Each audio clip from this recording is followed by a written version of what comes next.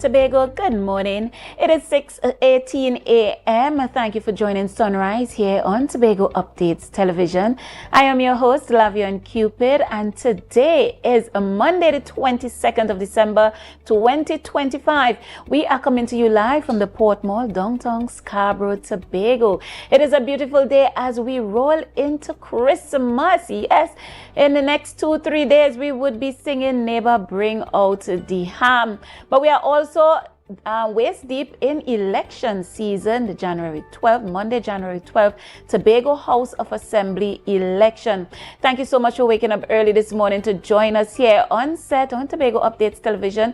If you are viewing us via either of our social media handles, Flow, AMPLIA, or Digicel, I want to thank you again from the bottom of my heart for making us number one. We're going to dive right into it this morning as I bring you updated to all things current affairs in Tobago, Trinidad and Tobago as a wider entity, regionally and internationally, with our morning brief. An alarm has been raised about a possible military base being constructed alongside the U.S. military radar at the A&R Robinson International Airport. Over the weekend, an aerial photo showing what appeared to be an area with trucks and utility vehicles, along with a small tent, another temporary structure, and portable washrooms. Some residents with guest houses nearby said a military personnel cautioned them against renting rooms which would give a clear view to operations within the restricted area. Prime Minister Kamla Persad-Bissessar has openly rejected comments made by Chief Secretary Fali Augustine, in which he declared that had the decision been his, the military-grade U.S. military radar would not have been installed at the A&R Robinson International Airport. Persad-Bissessar defended the radar, citing its debatable role in a recent drug interdiction and major narcotic seizures in Trinidad, also adding that the U.S.-TNT partnership included humanitarian projects and security training.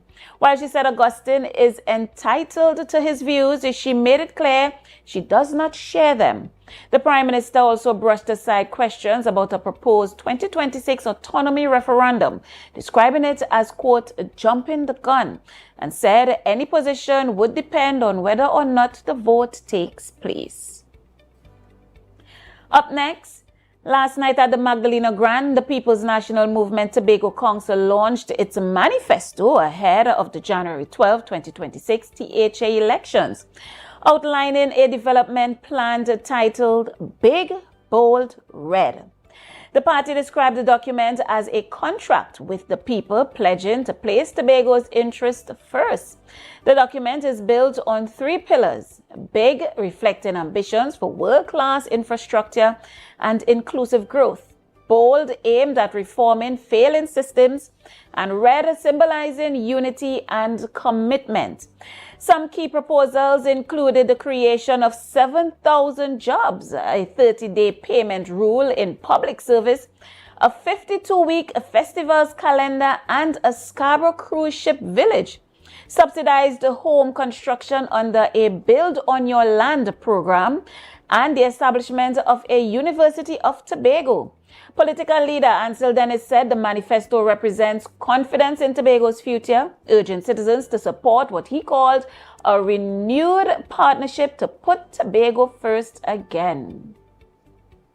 A lot happening there. Parties are ramping up their campaign. I know last night Chief Secretary Fali Augustine said the Tobago People's Party will be launching their manifesto or their version of a manifesto on January 1st. So, of course, look out for that. You know, Tobago Updates Television, we would be bringing you coverage. Prime Minister Kamla Persad-Bissessar has criticized CARICOM for what she described as, quote, alignment with Venezuelan President Nicolas Maduro, end quote, further insisting that Trinidad and Tobago will not support dictatorship or narco politics. In a statement released to social media on Saturday night, Persad-Bissessar said Venezuela is ruled by a dictator and warned that CARICOM's position places the region on the wrong side of history. She stressed that Trinidad and Tobago wants no part of what she called political hypocrisy, masked as a zone of peace. The PM said her government's stance is based on national interests, adding that her priority remains the well-being of the citizens of Trinidad and Tobago. CARICOM again back in the news. Whenever you hear about any friction within CARICOM, you remember the late Eric Williams. He said 1 from 10 is not. And we, of course, are hoping that that is never the case. We saw that Gaston Brong, Prime Minister of Antigua and Barbuda, he had some remarks to make about that, reminding Trinidad and Tobago that we benefited from $1.1 billion in trade from CARICOM last year. Moving over regionally, in some regional news, the United States has stepped up its crackdown on Venezuela's oil trade, pursuing a third tanker near Venezuelan waters as part of an intensified pressure campaign against the Nicolas Maduro government. U.S. officials say the vessel, already under sanctions for alleged links to Iranian oil operations, is part of a, quote, a shadow fleet used to bypass restrictions. I think this is either the third or fourth tanker that has been seized by the U.S. military within the past weeks. And finally, internationally, in Nigeria, Nigerian authorities say they have secured the release of the remaining 130 school children kidnapped from a Catholic boarding school in the country's central Niger state. Nigeria's federal government described the latest release as a moment of triumph and relief after one of the country's worst mass kidnappings. More than 250 children and staff were abducted from the St. Mary's Catholic School on November 21st, 2025. Earlier this month, about 100 of the children were released. The authorities confirmed the rescue of the remaining 130 children and staff in a statement saying not a single pupil is left in captivity. The Christian Association of Nigeria reported that 50 students managed to escape at the time of the kidnapping. November's abduction was the latest incident in a growing number of targeted attacks on schools and places of worship in the north and central Nigeria. And that's it for your morning brief here on Sunrise on Tobago Updates Television. Viewers, I want to thank you so much again for always choosing us and making us number one. Thank you for waking up at 6:15 a.m. to join us here for our hard-hitting current affairs talk show on Tobago Updates Television. This morning, we dive into conversations concerning Tobago House of Assembly election and also the political fabric of Trinidad and Tobago, even as a wider entity. But how does the geopolitical tensions even affect Tobago's Tobago House of Assembly election? And then in recent times, with the comments made by the Chief Secretary, I know the People's National Movement are saying that his stance is swaying. 1 minute, he doesn't have much to say about the radar. He thinks that it's beneficial. Now he's saying if left up to him, it would not have been on the island. So is it too late for his stance, or is it in the right time, or was it all measured and tapered in good timing? We speak to Dr. Bishnu Raghunath this morning, political scientist, as we dive into the conversation and we talk about the Tobago House of Assembly election and possibly even made predictions. How is the feeling on the ground? What are the possibilities? What are the possibilities of the outcome? So looking forward to that, and also our Man on the Street segment as we talk to the citizens in Scarborough on whether or not they are enthused to face the polls come Monday, January 12th. We are going to take a quick break and be right back with those conversations right here on Sunrise. Thank you so much for joining us. In the meantime, I want you to enjoy the aerial view and share the live, share the live, share the live. Look at beautiful Scarborough. We'll be right back.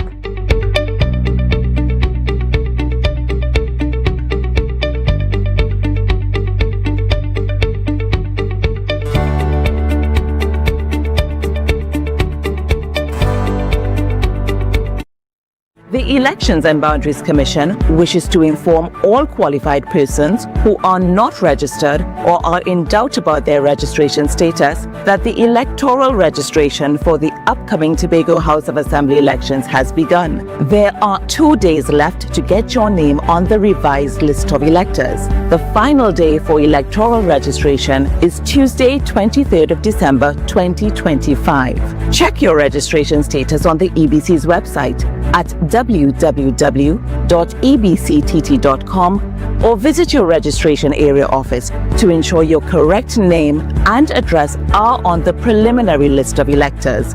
To vote is your right, but you must be registered. For further information, please call the EBC hotline at 785-8206 or 785-8211. A message from the Elections and Boundaries Commission, your partners in democracy. Ho, ho, ho, ho! Merry Christmas! What's on your Christmas wish list? And can you do it with $75,000 at 0.75%? Bethel Credit Union is making your Christmas wishes come true with our 75 in 25 Christmas loan sale. Get up to $75,000 in loans at a special 0.75% interest rate as we celebrate 75 years of service, strength, and community. So, whether it's home upgrades, holiday travel, or treating the ones you love, we've got you covered. Bethel Credit Union. We see you and we're here for you. Find Ho, ho, ho! Merry Christmas, Trinidad and Tobago! Santa Claus is coming to Charon's at Lowlands Mall to stock up on all the goodies for good boys and girls. I'm checking my list, and Charon's has everything I need. Christmas decorations, curtains, toys, and so much more. And the best part? The best prices in town. So hurry down, folks. Visit Charon's today before the shelves are empty. Ho, ho, ho! Charon's at Lowlands Mall, where Christmas shopping starts.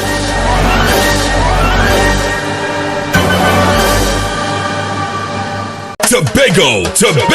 This coming Wednesday, 17th December, is the last day to buy your winning ticket for the Queen's Royal College 3-car raffle.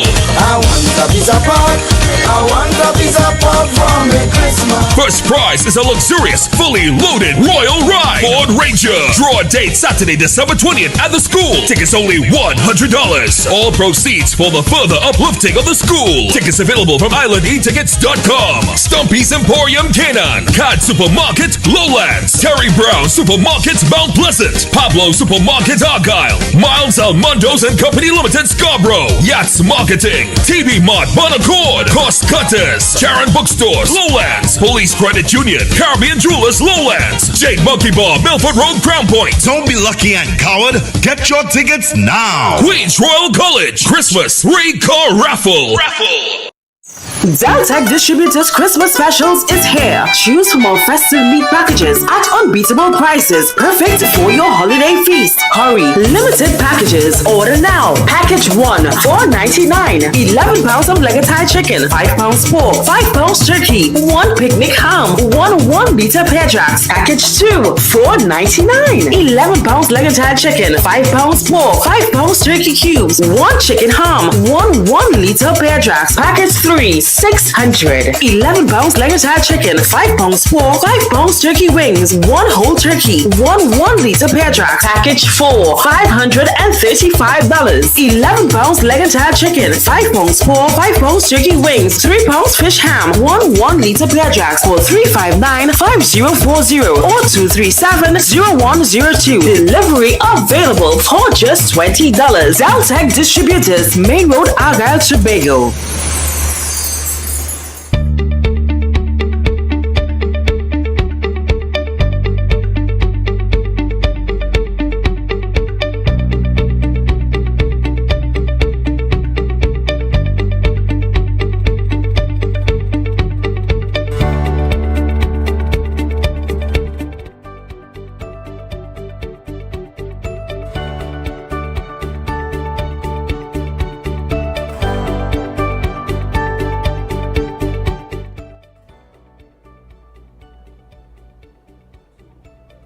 Viewers, welcome back to Sunrise here on Tobago Updates Television. Thank you so much for staying with us as we dive into the Man on the Street segment. Last Friday, political parties came out in all their glory for nomination day as they try to convince citizens why they should choose them at the polls.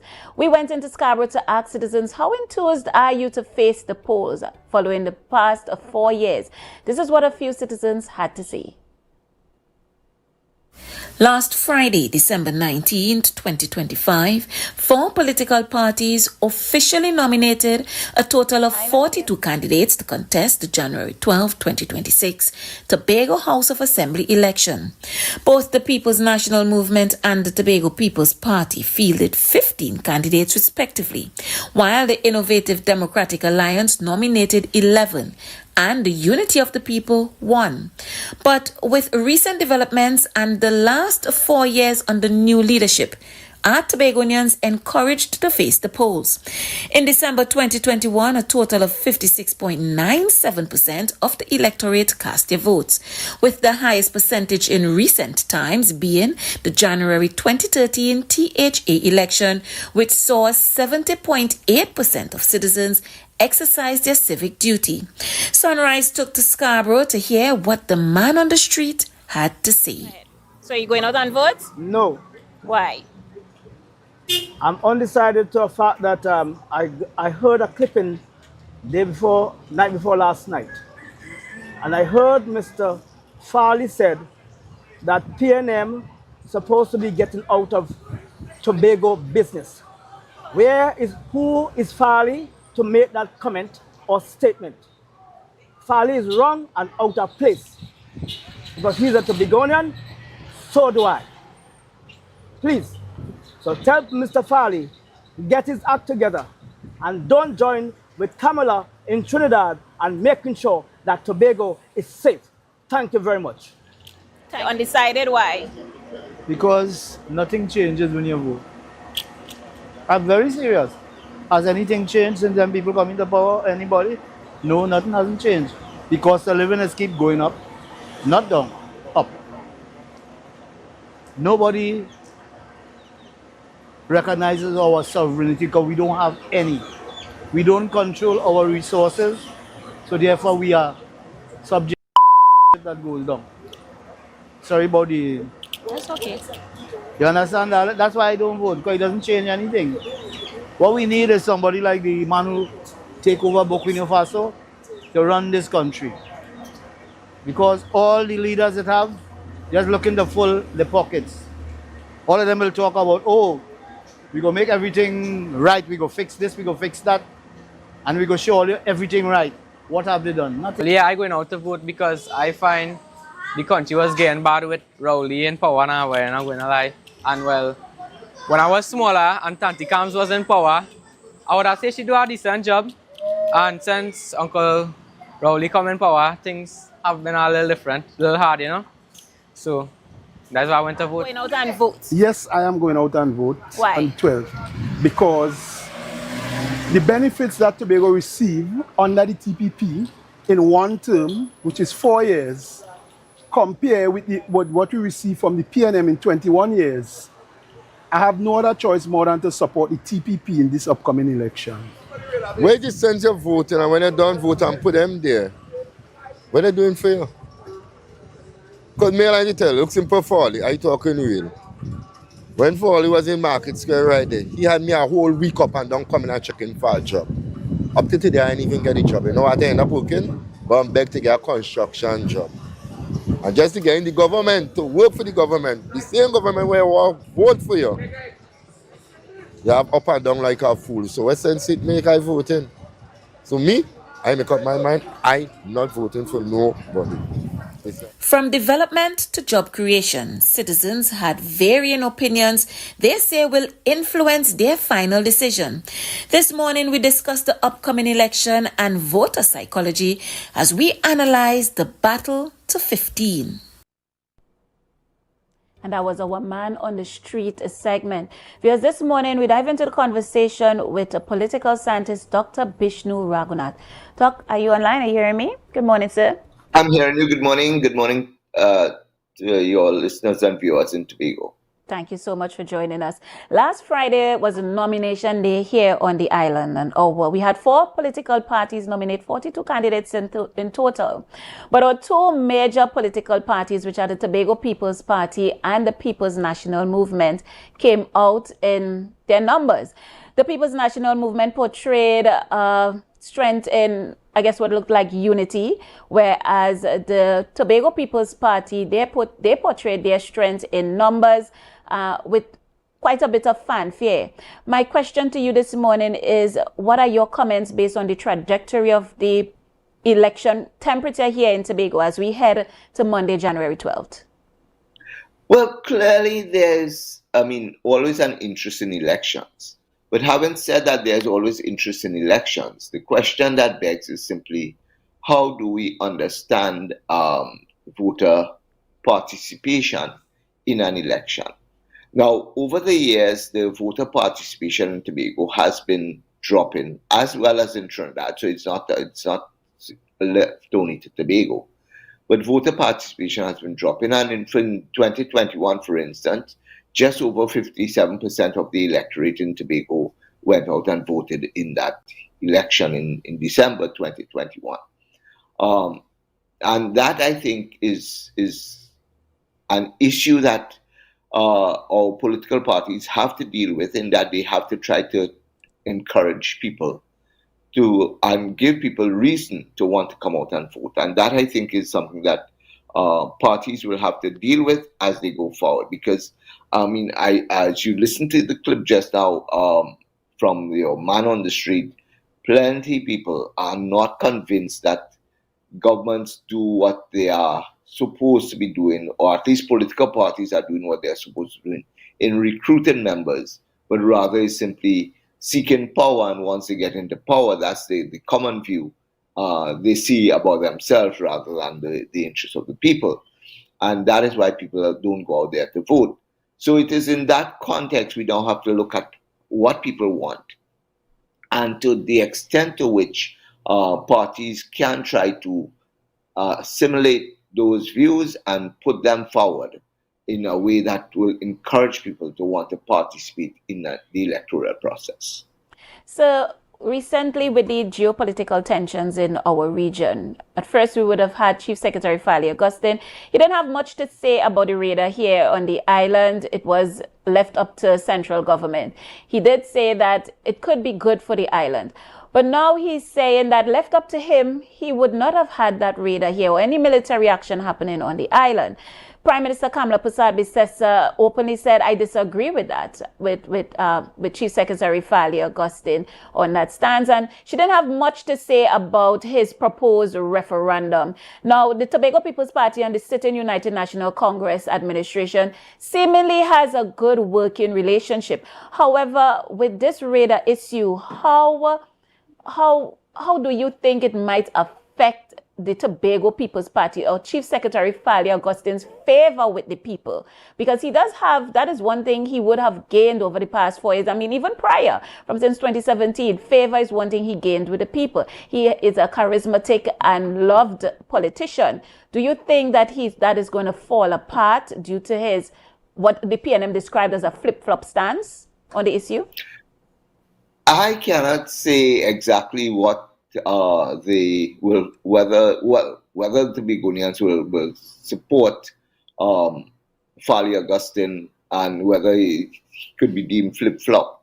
But the point about it here is simply one which says that we have to work in the context of the law, and we have to work in the context of what governs us.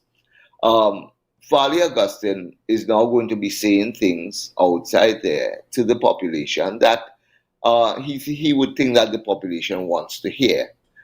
He's in an election. An election is a few weeks away, clearly you have to try to amass support, and you have to do so by telling people what they want to hear.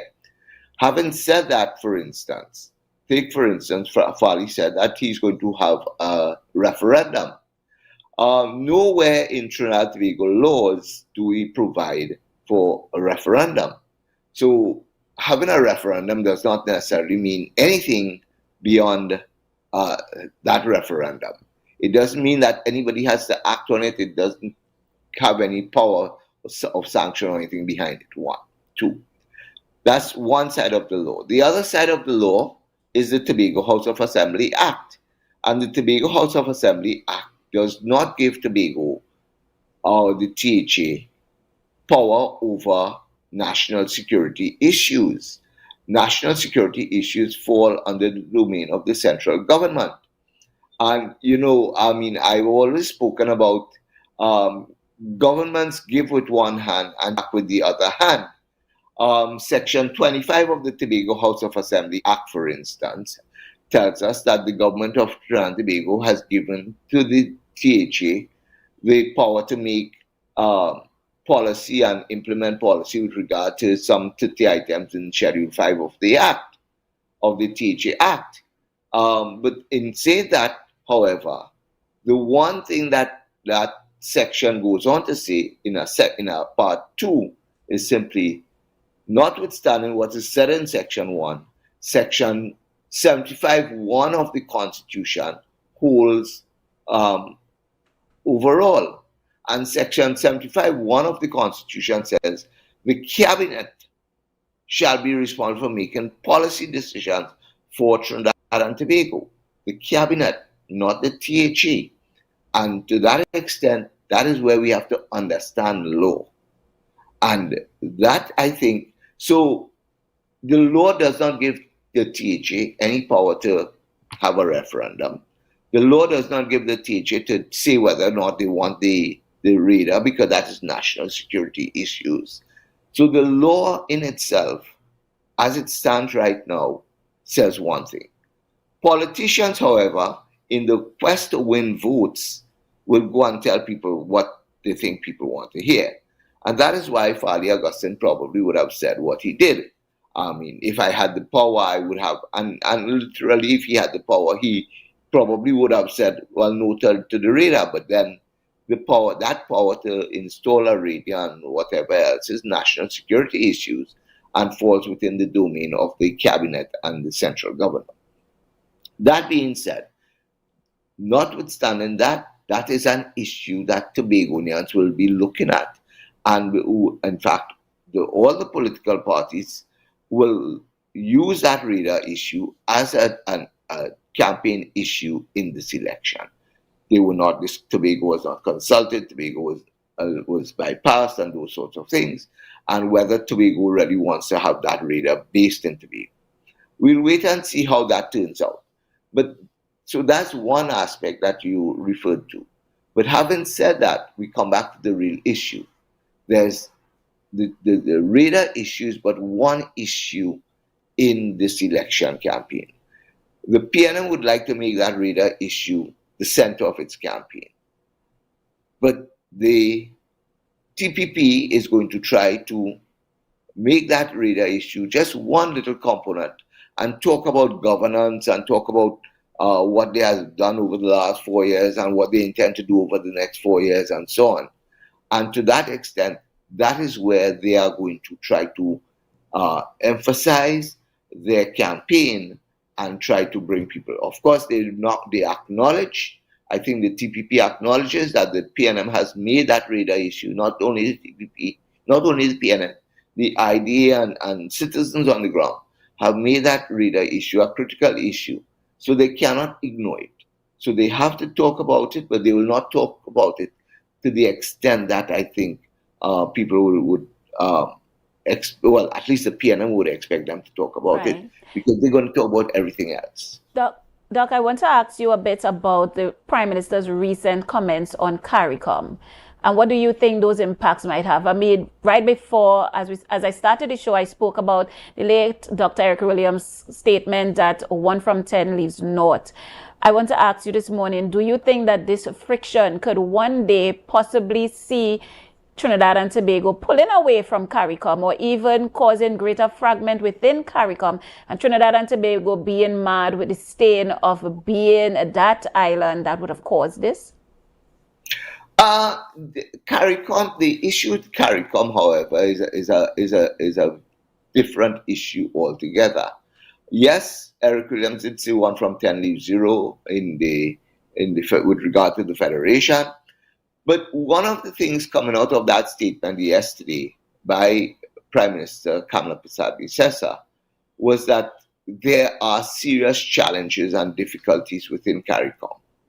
And I do not think that Kamala Prasad-Bissessa, in her statement, meant that she's ready and willing to pull out of CARICOM. What she said is that CARICOM is an unreliable partner at this time, and there's a lot of dysfunction within CARICOM. And in saying that, once somebody says, make a statement like that, that could either mean one, I am willing to work to overturn the challenges and to make it better and let it work for us, or I might decide to walk away. So there are those two options. I really believe that Trinidad and Tobago has a lot to be gained from CARICOM. CARICOM is it's our second largest market, and to that extent, CARICOM serves a purpose for Trinidad and Tobago.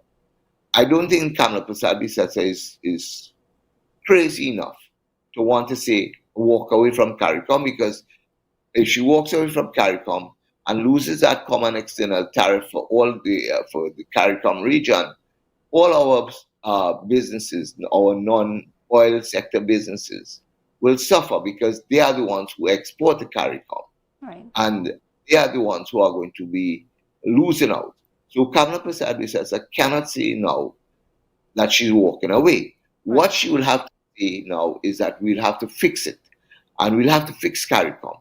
In that back and forth yesterday between over the weekend, let's say, in that back and forth between Gaston Brown from Antigua and Kamala Prasad-Bissessa, Gaston Brown also admitted that there are challenges with CARICOM. So if he's admitting that there are challenges with CARICOM, and Kamala Prasad-Bissessa is saying there are challenges and there are issues to be dealt with CARICOM, it is time now for CARICOM to take stock of itself, find out what the problems are. Let us now reinvent CARICOM to go forward to serve the region. And finally, as we wrap, final question here, Dr. Raghunath, from April 28th till now, we have had headline after headline, development after development. It seems as though Trinidad and Tobago, we have not had a period of settle or a period of rest. Could you tell me, in your professional point of view, what do you think about these developments? Well, these are natural developments. I mean, so while the election campaign would have finished on April 28th, that does not mean to say that our politics goes at to rest. In fact, one party which is in government will continue to do what they will now do what they think they have to do. And the party in opposition is going to try to undermine that government all the time, because clearly, governments are not there indefinitely. They are there for a term. And the THA elections, for instance, is the first such election. The PNM would like to have a good showing at it to say that they are rebuilding. Then next year, not next year, but in 2027, we are expecting local government elections in Trinidad again. The PNM will have to show that it is rebuilding. And in that process, they are going to have to keep issues on the front burner. All politicians do it. What, however, we need to do, and especially with the fragile state of our economy and with geopolitics and everything else, politicians know how to play these games, and they will continue to play these games and to make sure that issues remain alive. All right. So don't try to, we can't get away from it. It's something going to happen. It's just a matter of how we treat with it and how we work with it in moving forward. Thank you so much, viewers. We were speaking to Dr. Bishnu Raghunath, a political scientist, speaking about the election temperature here on the island and even the CARICOM issues recently development recently in our space. That's it for Sunrise here this morning. But viewers, we are not done with the programming here on Tobago Updates Television. We head on over to the morning show with the lovely Renessa. And of course, my partner who I miss, Akinlabi. Good morning, Lavia. And I miss you too as well. Good morning, Thank you. It's good to be missed. Good morning, my dear. How are you guys this morning? Feeling really good. Quite well, but you know, tension in the air. The weekend wasn't kind to Trinidad and Tobago, but we'll see what happens. I hope you're getting ready for Christmas. We are 3 days out. I am. I was ironing some curtains last night. A labor of love, I guess. I'm still feeling the parang from Friday. I'm still feeling the parang from Friday. I like that. I need to head out to the botanical gardens, but you know what? We'll see what happens this week. I want to wish you guys a really, really good show. I know you have a packed show this morning for our viewers, as per usual, and I hope that you go into the rest of the week with a festive joy. Viewers, that is it. But tomorrow, we speak to Dr. Vanos James about Tobago's economy and also the political climate right here on the island. Make sure don't change that dial. You know Tobago Updates Television is where you need to be as we take you right down to Monday, January 12th and even further than that. I want to wish you a wonderful day. Can't wait to see you tomorrow.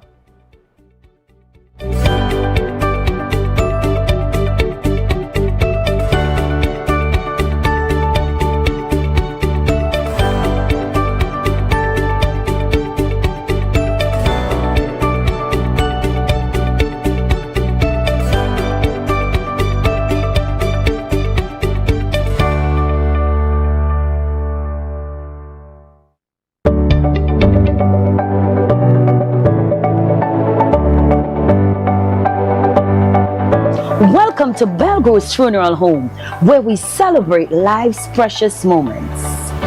From the moment you enter our doors, you're met with kindness and care. Our reception area is designed to be more than just a waiting room. It is a place of calm, thoughtfully created to ease the weight of grief. In our private conference room, conversations are guided by empathy. Here, our client experience coordinators sit beside you, not just across the table to help plan a service that truly reflects your loved one's story. Whether it's a traditional farewell or a personalized celebration of life, we take time to understand your wishes and offer thoughtful guidance. At the heart of our organization is a dedicated manager who ensures that everything runs smoothly, from the smallest detail to the final farewell. We understand that choosing a casket or a coffin is a deeply personal decision. In our selection room, we provide a calm, respectful environment where families can take their time and explore options. Options that reflect their loved one's life, beliefs, and preference. Our spacious chapel is where memories are honored and lives are celebrated. Designed with serenity and warmth, it provides a welcoming space for families and friends to come together in reflection and remembrance. For families choosing cremation, we offer on-site professional cremation services in a setting that upholds dignity, peace, and confidentiality. Our crematorium offers a seamless and respectful alternative to traditional burial, giving families flexibility while maintaining the highest standard of care.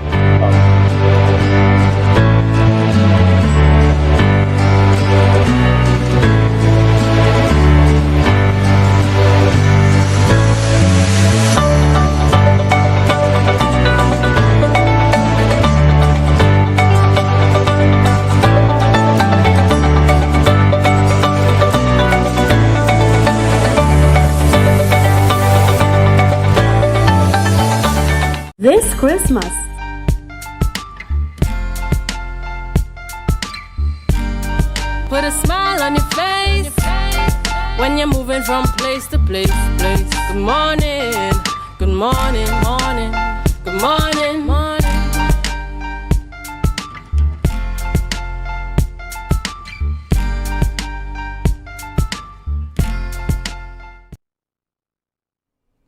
Good morning and welcome to the Tobago Updates Morning Show. Today is Monday, December the 22nd. We are 3 days away from Christmas Day.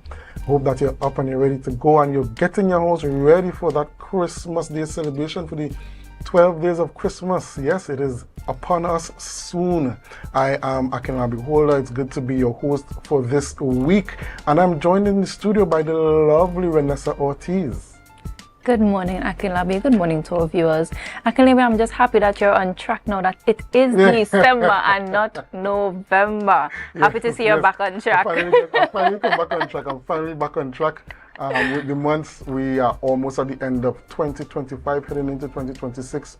I hope that all the things that persons have set aside to achieve for this year, they were able to achieve it. And even if you didn't get to achieve it, you made some sort of progress, and you're going to tackle it fresh in 2026 and make that progress in your life that you hope to make. We have a lot of interesting conversations to have this morning, but before we get into any of that, we head on over to our news in 90 seconds. And here's what's making news in 90 seconds for Monday, December 22nd, 2025. Prime Minister Kamla Persad-Bissessar has openly rejected comments made by Chief Secretary Falia Augustine in which he declared that had the decision been his, the military-grade U.S. military radar would not have been installed at A&R Robinson International Airport. Persad-Bissessar defended the radar, citing its debatable role in recent drug interdiction and major narcotic seizures in Trinidad. Also adding that the U.S.-TNT partnership included humanitarian projects and security training. While she said Augustine is entitled to his views, she made it clear she does not share them. The Prime Minister also brushed aside questions about a proposed 2026 autonomy referendum, describing it as, quote, jumping the gun, and said any position would depend on whether or not the vote takes place. Up next, last night at the Magdalena Grand, the People's National Movement Tobago Council launched its manifesto ahead of the January 12, 2026 THA elections, outlining a development plan titled Big, Bold, Red. The party described the document as a contract with the people, pledging to place Tobago's interests first. The document is built on 3 pillars: Big, reflecting ambitions for world-class infrastructure and inclusive growth; Bold, aimed at reforming failing systems; and Red, symbolizing unity and commitment. Some key proposals included the creation of 7,000 jobs, a 30-day payment rule in the public service, a 52-week festivals calendar, and a Scarborough cruise ship village, subsidized home construction under a Build on Your Land program, and the establishment of a University of Tobago. Political leader Ansel Dennis said the manifesto represents confidence in Tobago's future, urging citizens to support what he called a renewed partnership to put Tobago first again. And finally, Prime Minister Kamla Persad-Bissessar has criticized CARICOM for what she described as, quote, alignment with Venezuelan President Nicolas Maduro, end quote, further insisting that Trinidad and Tobago will not support dictatorship or narco-politics. In a statement released to social media on Saturday night, Persad-Bissessar said Venezuela is ruled by a dictator and warned that CARICOM's position places the region on the wrong side of history. She stressed that Trinidad and Tobago wants no part of what she called political hypocrisy, masked as a zone of peace. The PM said her government's stance is based on national interests, adding that her priority remains the well-being of the citizens of Trinidad and Tobago. These and other stories in our major newscast at 6:30 p.m. Be viewing Tobago Updates Television, and that was your news in 90 seconds. Thank you very much, Vanessa, for that news in 90 seconds. And we see the geopolitical situation with Trinidad and Tobago taking center stage once again. Yes, indeed. We are in some really worrying and nervous times, Vanessa.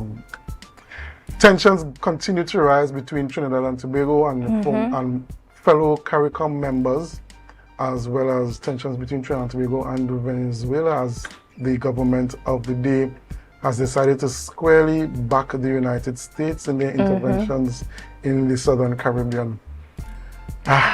You have any thoughts on this? My whole stance on this entire situation from the get-go was that we should not have placed ourselves smack center with either of the opposing sides, because when we look at our military infrastructure compared to that of the US and that of Venezuela, we are nowhere near in comparison. Not only that, when it comes to situations of this nature, we should have taken the stance of neutrality. Yes, but the government, I think the government is quite aware that militarily Trinidad and Tobago has no strength to fight either side, but depending on the protection of the United States, as they view them as a reliable partner. And I think also one of the other questions that is being asked heavily on social media is, when the US has aligned with any country in particular in the past, what was the state of that country after they left? So these are all things that are very concerning, not just by the government, but by the people of the country who's wondering what is going to happen from here on out. Very, very serious questions that we're not seeming to get the answers from the government, and the breaking up of these diplomatic relations with CARICOM, with who we have such a strong cultural and economic ties with for so many years, for so many decades. It's very, very worrying, and we hope that again that good sense could prevail and there could be a sensible resolution to these rifts within the region. But you know, Akinla, before we move on to the program, I know we read in the news that the PNM had launched its manifesto. What do you think about the University of Tobago? I think the University of Tobago has been a long-standing idea. It's been thrown about by so many persons on either side of the political divide. And when I heard you mention the premise of the University of Tobago, I said, well, hopefully it could finally start to get off the ground, because this has been something that has been talked about for decades. Nothing has come of it. It has just been lip service. And the only thing we can do is pray, hope and pray that it moves from lip service into actual action. I think that a university in Tobago will bode well for Tobago, especially with the issue of brain drain. Hopefully the university could begin to be the foundation for the development of industries on the island that will retain the kind of technical skills that we need to build out an economy, a proper economy in Tobago. And not only that, when you're thinking of the students, when we have to go to Trinidad for studies, there is the accommodation aspect, there is the transportation aspect, there's the groceries aspect. But when you're here in Tobago, when you're at home, some of these costs are mitigated, because the only thing you would really have to focus on is tuition. And not only that, I think the other thing that piqued my interest was the 30-day payment rule in the public service. So I'm guessing that the 30, because I did not listen in on the manifesto meeting, but I'm guessing that the 30-day rule is now the TH. They want to implement a policy in the THA where they would pay service providers maximum 30 days after the service has been rendered. That is wholly and solely dependent on whether the Tobago House of Assembly could maintain fiscal discipline and strictly follow their budgets. Many times you see service providers being paid late is because the THA is overstretching themselves in terms of what they can afford and what they can't afford. And so sometimes the money is to pay the people within the quarter isn't available, and they have to wait the next quarter, or they have to wait 2 quarters down the road. Sometimes they have to wait a whole year down the road to get payment. And it can be very frustrating to the service providers.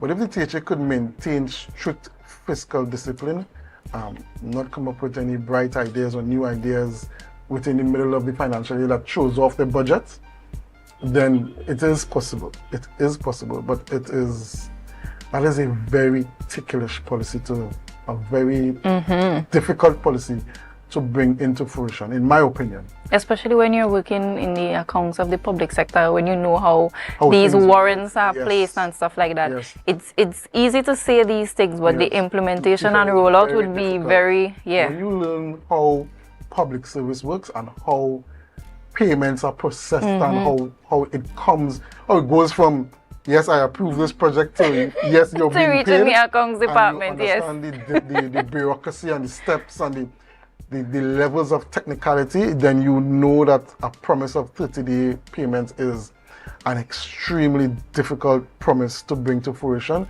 But if the PNM could pull that off, kudos to them. Kudos to the PNM, because the public services are behemoths to get around. Anyway, apart from that, it is time to celebrate with those who are celebrating with us. It's time for birthday shout-outs. Let's lighten the mood a bit, Vanessa. Yes. At Tobago Updates, we like to celebrate with those who are celebrating. Whatever you're celebrating, I want to kick off the celebrations by saying happy birthday to Mr. Curden Hislop, aka Ducks. Happy birthday to you, sir. Today is a special day. Yes, the 22nd of December. Very close to Christmas. We hope you're going to be getting 2 gifts and not 1. We hope you're going to be showered with love and appreciation by your loved ones. We pray that you stay safe on the nation's roads as you go to celebrate. And we pray that you keep God close to your heart. And everything that you aspire to in the next upcoming year, you succeed. Up next, we have Huey Khan. Happy birthday to you from the Tobago Updates family. Wishing you God's richest blessings in your new year. And that today would be filled with lots of joy and love. And I know, as Akin Labi said, we hope you get 2 gifts. But you know, usually that isn't the case. We usually tell them this 1 gift should be your Christmas and your birthday gift. But we're still wishing you a happy birthday. All right, and that was it for birthday shout-outs. And whatever you're celebrating, we would like to celebrate with you here at Tobago Updates. Whether it's a birthday, anniversary, you've graduated from secondary school, you've graduated from university, you bought a house, you started a new job, whatever you're celebrating, we want to celebrate with you. So send us your information, and Tobago, Trinidad, the region, and the world will celebrate with you. So, Vanessa, tell us, what is up on the program this morning? This morning we have with us TTPS ASP Mahalia Bacchus. She's here to talk about the crime updates and the 12 Days of Christmas initiative. I don't know if you saw on social media the rollout of this initiative, but we'll talk about that when she gets here. And that is a 2-part segment. And right after that, we have Israel Melville. He's a local designer and he's showcasing new talent. All right, so we have a very interesting mix in the program this morning, you know, tackling some of the serious issues concerning crime and law and order in Tobago.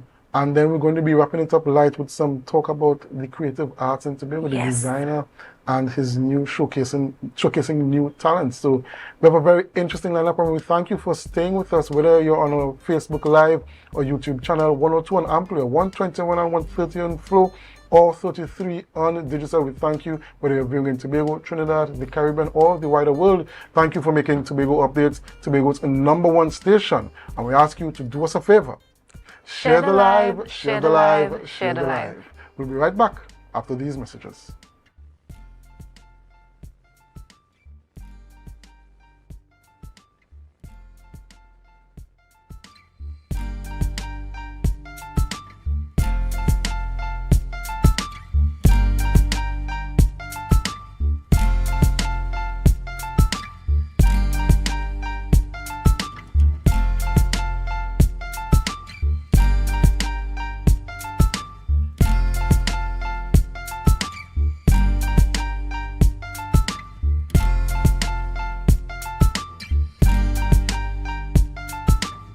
Who said the elderly can't have fun too?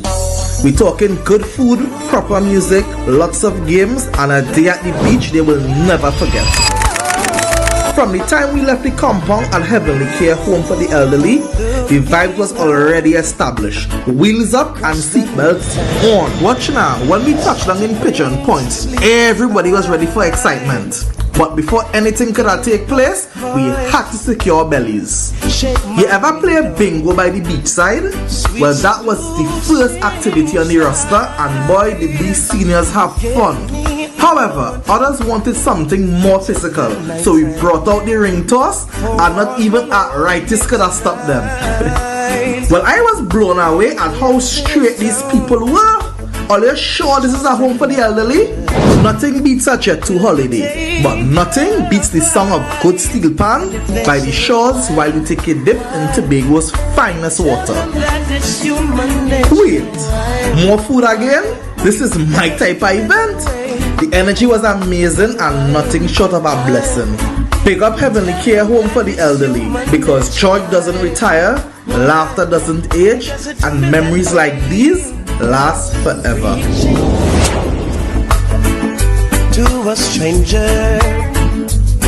The Elections and Boundaries Commission wishes to inform all qualified persons who are not registered or are in doubt about their registration status that the electoral registration for the upcoming Tobago House of Assembly elections has begun. There are 2 days left to get your name on the revised list of electors. The final day for electoral registration is Tuesday, 23rd of December 2025. Check your registration status on the EBC's website at www.ebctt.com or visit your registration area office to ensure your correct name and address are on the preliminary list of electors.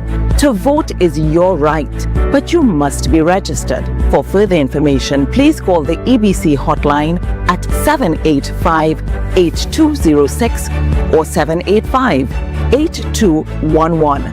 A message from the Elections and Boundaries Commission, your partners in democracy.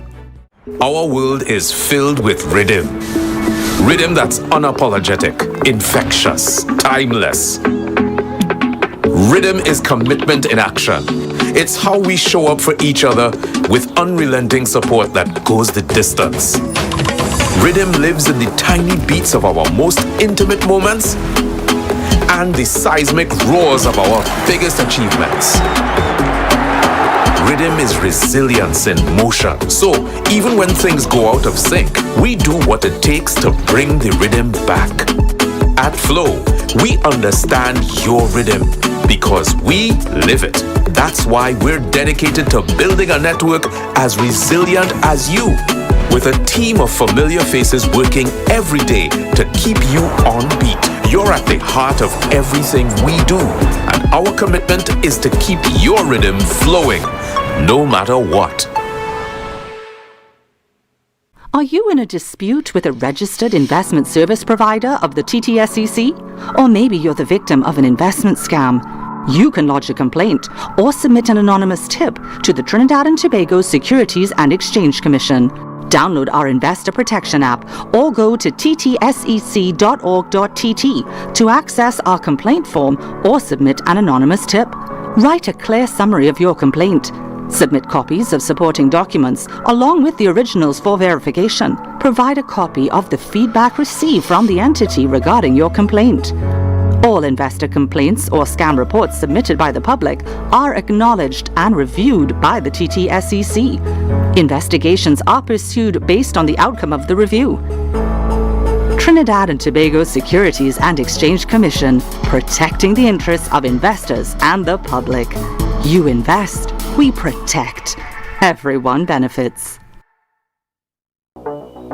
Tobago, the sun is rising, and so are the conversations that matter, from the economy to education, from healthcare to community voices. No spin, no fluff, just facts, truth, and clarity.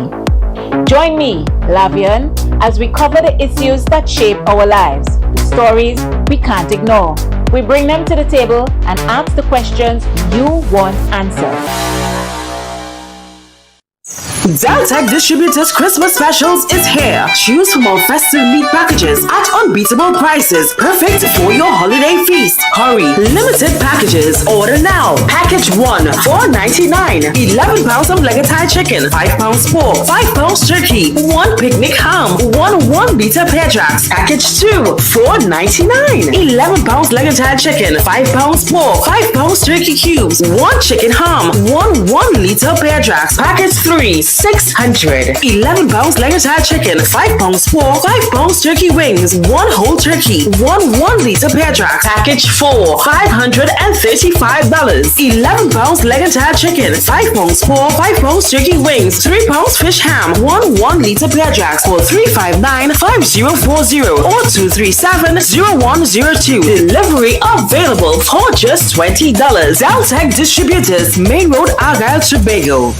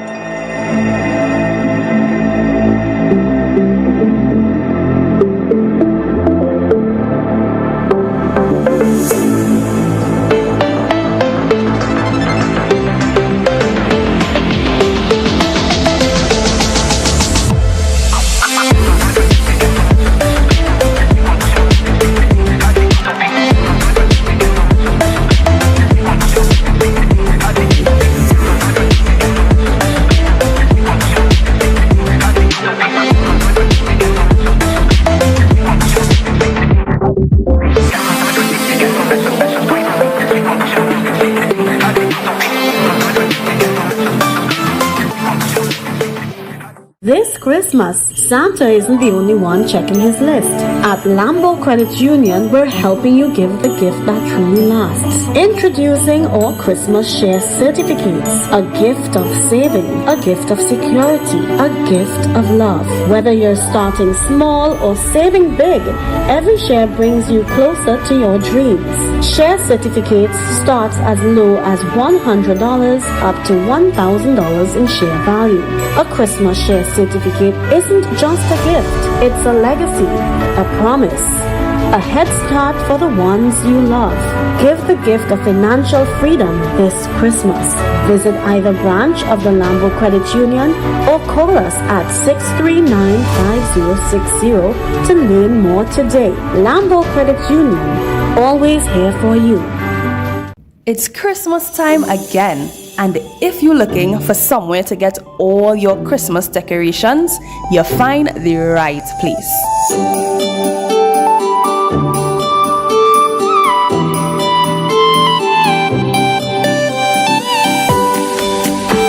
Christmas trees, jingle bells, pine cones, gift boxes, ornaments, flowers, and so much more.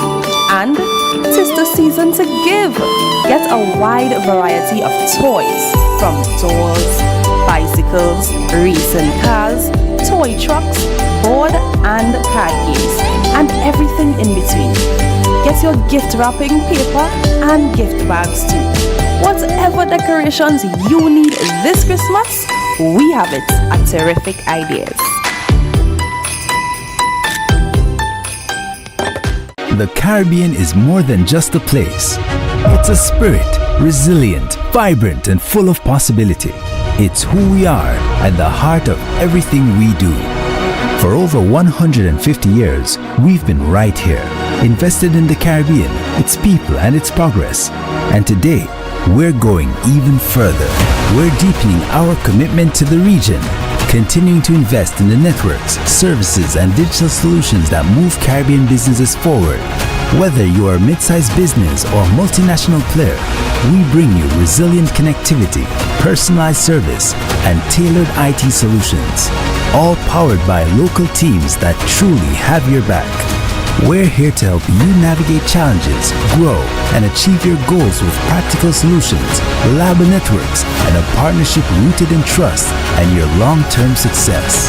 Liberty Business, rooted in the Caribbean, committed to you.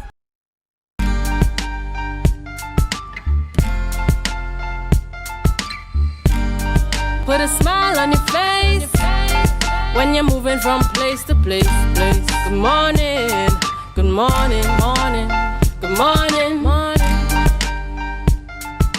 Good morning and welcome back to the Tobago Updates Morning Show. And we have in studio with us this morning ASP Maharia Bacchus, and she's here to speak to us about the TTPS crime updates as well as the 12 Days of Christmas initiative. Good morning and welcome, ASP Bacchus. Good morning to you and your host, and good morning to Tobago. So, ASP Bacchus, let's get straight into the crime updates as it relates to the Tobago region. What has been happening lately on the island? All right, so first of all, I'd like to say season's greetings to your entire public and to everyone who's listening online as well. And I'm pleased to say that Tobago has been doing very well thus far. And to culminate the year, up to this point, we would have seized at least over 14 firearms, right? Out of the 9 murders that we had, we were able to solve 7 of those murders. So we have been doing very, very well. Even though we experienced some robberies on the island, we have been able to capture these persons and place them before the court. Right, so our solve rate has been very good thus far. We are at least by 36% in terms of our ability to solve these matters in the Tobago division. So we have been doing very, very well in this space in Tobago. Now, recently we had the ambush at Mary's Hill, as well as the gentleman who fell at the side of the road in Boku. Is there any update that you can give to the public about these matters without going too much into it? Well, I don't have any updates as at this point in time, but I know that the officers are still actively working on all these matters. You spoke about the improvement in the detection rates for the TTPS in Tobago. What would you ascribe to that improvement? Well, I know, first of all, the officers are hardworking officers, and because we are committed to this space and we want to let Tobago remain safe, right? We don't leave any stones unturned when we are doing an investigation. The officers go all to every extent to ensure that we solve these matters. So our commitment to this island and to the TTPS, to protect and serve with pride, is what has contributed a lot to this ability to solve these matters in our space. And it also has to do with our leadership, the fact that we have good leaders and persons who can drive the officers to do what they are tasked to do has also helped in this step. Has the community members as well also been a crucial part of helping you with solving some of these cases? Because I know over time public trust has been eroded with the TTPS. Is that something that is still preventing the detection rate, or are they actually helping with some of these cases? I must say that in Tobago, the public has been very cooperative with us in terms of helping to solve these matters. And I want to also commend the general public and to encourage them to continue to share information with us. You know, it is still a task to mend that bridge between the police and the public, and to regenerate that level of confidence that we want the public to have in us. It is a work in progress, and I in my opinion, I am seeing that we are getting somewhere, that persons are understanding their role as the public, as our customers, and the role of the police officers. Now, I want to talk about break-ins and burglaries. There was an issue with the TTPS trying to get the public to take more caution in terms of protecting their households. Has the TTPS seen for this Christmas season a reduction in break-ins and burglaries? We would have seen a slight reduction, but we still have reports of break-ins occurring, and I just want to encourage the public to listen to the advice that we give, that we have been given. You know, many times we come on the show and we continue to reiterate the need to protect your space, securing your items properly, installing of your CCTV cameras, you know, do not leave items lying around, ensuring that things are locked away, like your brush cutters and so on, lock your doors. Have enough lighting around your space, because sometimes the light deters persons from coming around, right? And I still encourage people, a good bad dog, it works sometimes. Yeah, you know, it deters people from wanting to enter your space sometimes when they see the dog, you know, in your space. So as simple as that, it helps. But we want people to heed to the advice that we are giving. You know, sometimes people take things for granted. Yes, we still live in a space called Tobago where things are sometimes generally laid back. But we have to understand the people that we are dealing with now. So, in terms of persons generally following the precautions and that kind of thing that the TTPS has been the TTPS has been cautioning persons. You've said that persons have been following it. I want now to go into gang-related activity. We've seen a great decrease, in the murder rates. What is this situation like with gangs? Because we know over the past 2 years, there was a sort of proliferation of gangs popping up across Tobago in different villages in Tobago. Has the TTPS really been able to be successful in dismantling these gangs in their operations? Yes, I would say yes, that we have been able to make a significant dent into dismantling of some of these gangs and their members, you know. And one of the things we take pride in is working with the younger persons, for them to understand that it is not profitable, it does not make sense to want to join one, you know. So even whilst we deal with what is existing, we try to treat with what we believe could be a problem, you know, in the future. So one of the things that we do is work very closely with the young persons. Hence the reason at one point we had the ROCC initiative, Rock the Island initiative, where we went around especially targeting the young boys and having them involved in something more positive, right, for the for them to be occupied and for them to understand their worth and their value as an individual, and not one where you join a gang to feel as if you belong to someone or something. right? So that aspect of deterrence is what we are working feverishly with, and also treating with what little remnants of it may exist within our communities. Now, I know sometimes parents have children who are troubled and they would be working with them and they would make excuses for them and they would say, well, that's my child, I would work with them. Can you give any advice to anyone right now who may be going through a similar situation, advice on what they can do to come into the TTPS, especially when it comes to helping their children? All right, so, one of the first things you said there is where they sometimes deny, even within themselves, that they have an issue, right? And if you side with wrong, all you could get coming from that is wrong. So if you understand that something is wrong or is happening with your child, the first time when you go to those rehab centers, they tell you the first thing you have to do is admit you have a problem, right? So you have to admit that there's a problem in order to treat with the problem, right? So we have in our space, we have the community policing area, where we have interventions are normally done. If you have those issues with your child and so on, we work partner with the Tobago House of Assembly, where you have the social work section and so forth, where you could provide that type of support to help the child, right? There are also options if it is really far-reaching, where you can take the child before the court if the child is really, really uncontrollable, and the court will deal with it from there. Okay, so we want to delve in now to the 12 Days of Christmas initiative that you all have going on. I've seen a big smile on your face, so I know you're ready and ready to talk about this initiative. Just explain to the public what the 12 Days of Christmas initiative is about. All right, so the TTPS, in its good wisdom, we looked at the season that we are in, and through the commissioner and the DCP, the Deputy Commissioner of Police, Ms. Martin, who is the DCP Operations, there was an initiative that was developed called the Operation Festive Shield. Now, this operation extends even beyond the Christmas period. I want persons to know, because we are fast approaching Carnival, right? So the initiative extends beyond just Christmas, and it goes towards the Carnival season as well. And within Operation Festive Shield, we have 12 days of Christmas that we are celebrating with the general public. And I know via the media, you all would have seen us on the outside doing a lot of activities, right? Some people, they just believe that the police is there to give tickets or to charge, but we want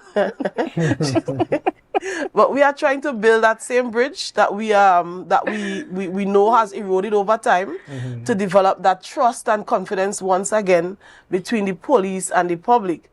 So we started off last week before the Friday on the 12th, where we started doing some reward and goodwill patrols within the Tobago space.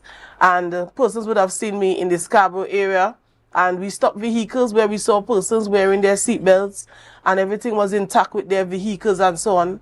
I saw some faces really grumped up when the police stopped them, and after they received that token, there was a big smile. So I know for sure that the gesture was well received by members of the public. And later on that day, we had ASP Miss Pigott and Inspector Wilson taking the police bus along with some other officers, and we just pulled up to the area at Garden Side, where persons are always stranded for transport to get to the countryside, and we got a full bus of persons, and we took them home for free, safely and for free.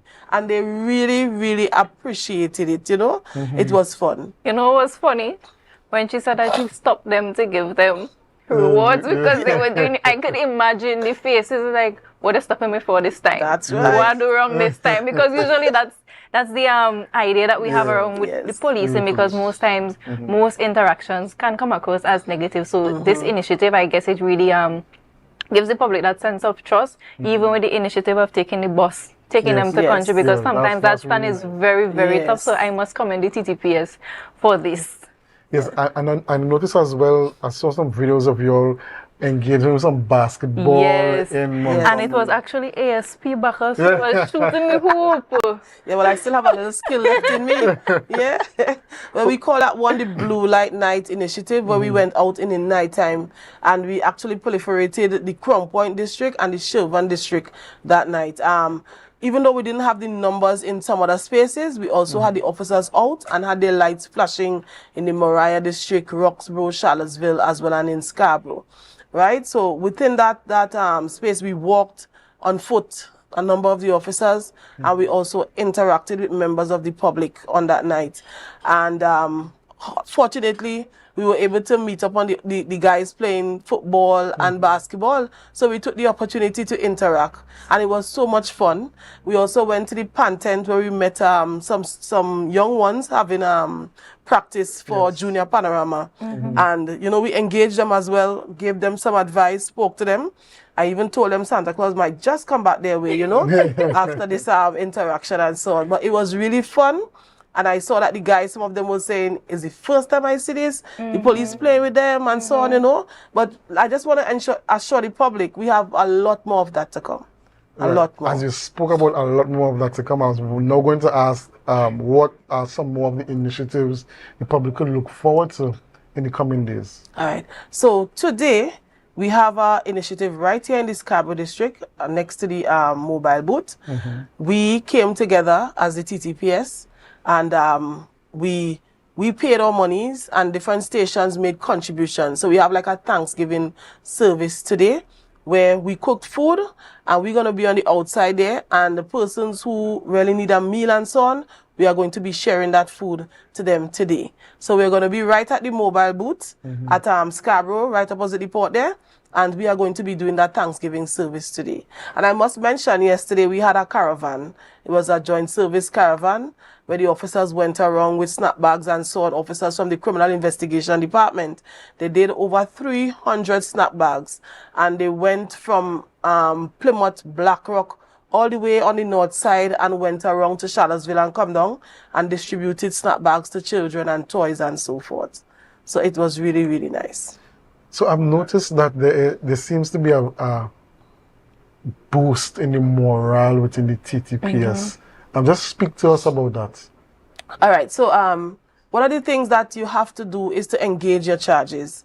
And when you move with your charges, because you see, I'm always on the ground with them. I'm always there with them. I don't ask officers to do things alone, you know, and that is one of the things that the DCP has asked, that the khaki is a part of the activities that we are doing. So you'll find the senior officers are on the outside with the officers as well. So I'm in the sun, you're in the sun as well too.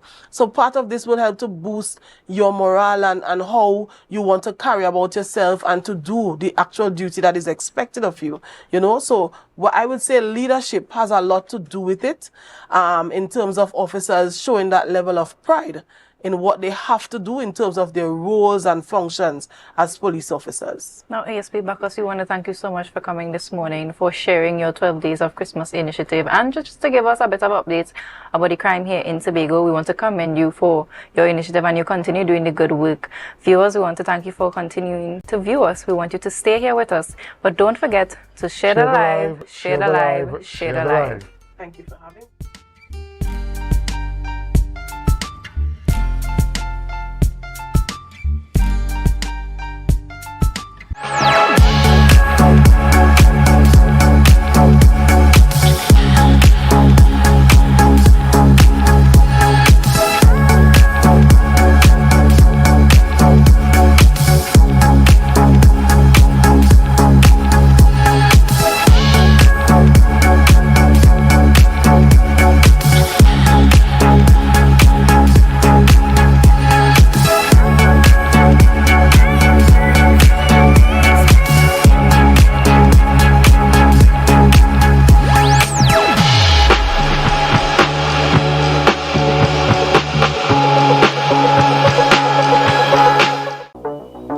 Tobago, the sun is rising, and so are the conversations that matter, from the economy to education, from healthcare to community voices. No spin, no fluff, just facts, truth, and clarity. Join me, Lavian, as we cover the issues that shape our lives, the stories we can't ignore. We bring them to the table and ask the questions you want answered.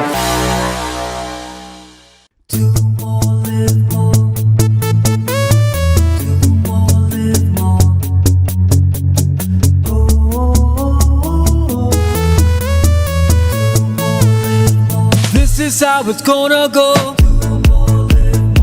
They better look up below, 'cause this is your show, and everybody's gonna know.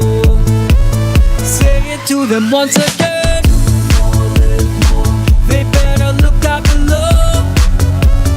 This is your show, and everybody's gonna know. That's how it's gonna go. They better look up below, 'cause this is your show. More, live more. Ho, ho, ho, ho! Merry Christmas! What's on your Christmas wish list? And can you do it with $75,000 at 0.75%? Bethel Credit Union is making your Christmas wishes come true with our 75 in 25 Christmas loan sale. Get up to $75,000 in loans at a special 0.75% interest rate as we celebrate 75 years of service, strength, and community. So, whether it's home upgrades, holiday travel, or treating the ones you love, we've got you covered. Bethel Credit Union, we see you and we're here for you. Welcome to Tobago Glass Supplies Limited, where innovation meets excellence and service reigns supreme. Our commitment is simple: to provide high-quality, innovative aluminum, vinyl, and glass solutions for both commercial and residential spaces. At TGSL, we don't just meet needs, we exceed expectations. Our range includes the finest aluminum cladding options, setting new standards in durability and style. Driven by our passion to elevate, we aim to be the leading supplier in the Caribbean market while retaining our identity as a family-owned business. Because at Tobago Glass Supplies Limited, it's not just about products. It's about relationships, it's about you. Innovation, quality, service. That's Tobago Glass Supplies Limited.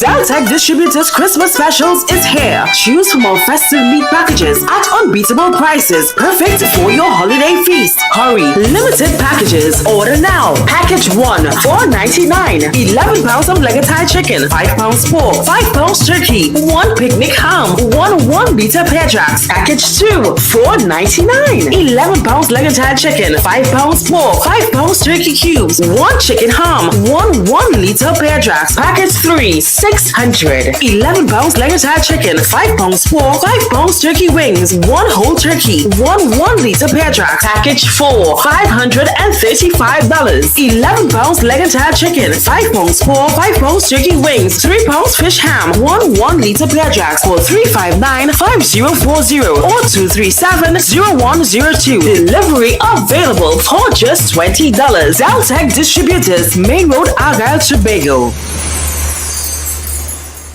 MI4 Security Services Company is the most advanced security service in Tobago. Ask about our cash in transit service. It's safe, risk-free, reliable, and timely. We provide safe banking delivery for all business types and sizes with highly trained staff, 24/7 monitoring, coordinated emergency response, and a well-maintained fleet of armored vehicles. Contact us at 660-7723 or visit our website at www.mi4securitytt.com to sign up today. This Christmas, Santa isn't the only one checking his list. At Lambo Credit Union, we're helping you give the gift that truly lasts. Introducing our Christmas Share Certificates. A gift of saving, a gift of security, a gift of love. Whether you're starting small or saving big, every share brings you closer to your dreams. Share Certificates starts as low as $100 up to $1,000 in share value. A Christmas Share Certificate isn't just a gift, it's a legacy, a promise, a head start for the ones you love. Give the gift of financial freedom this Christmas.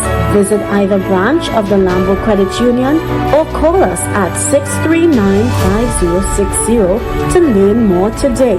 Lambo Credit Union, always here for you. Ho, ho, ho, ho! Merry Christmas, Trinidad and Tobago! Santa Claus is coming to Charon's at Lowlands Mall to stock up on all the goodies for good boys and girls. I'm checking my list, and Charon's has everything I need. Christmas decorations, curtains, toys, and so much more. And the best part? The best prices in town. So hurry down, folks. Visit Charon's today before the shelves are empty. Ho, ho, ho! Charon's at Lowlands Mall, where Christmas shopping starts.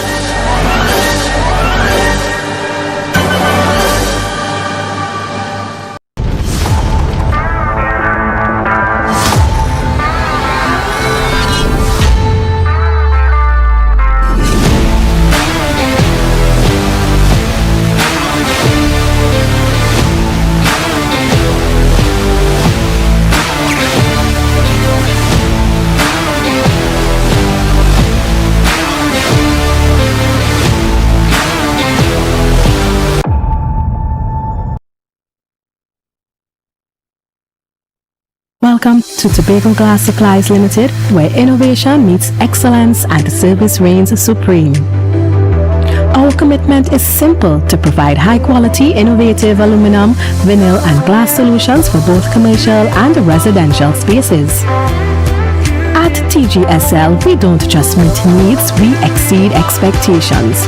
Our range includes the finest aluminum cladding options, setting new standards in durability and style. Driven by our passion to elevate, we aim to be the leading supplier in the Caribbean market while retaining our identity as a family-owned business. Because at Tobago Glass Supplies Limited, it's not just about products. It's about relationships, it's about you. Innovation, quality, service. That's Tobago Glass Supplies Limited.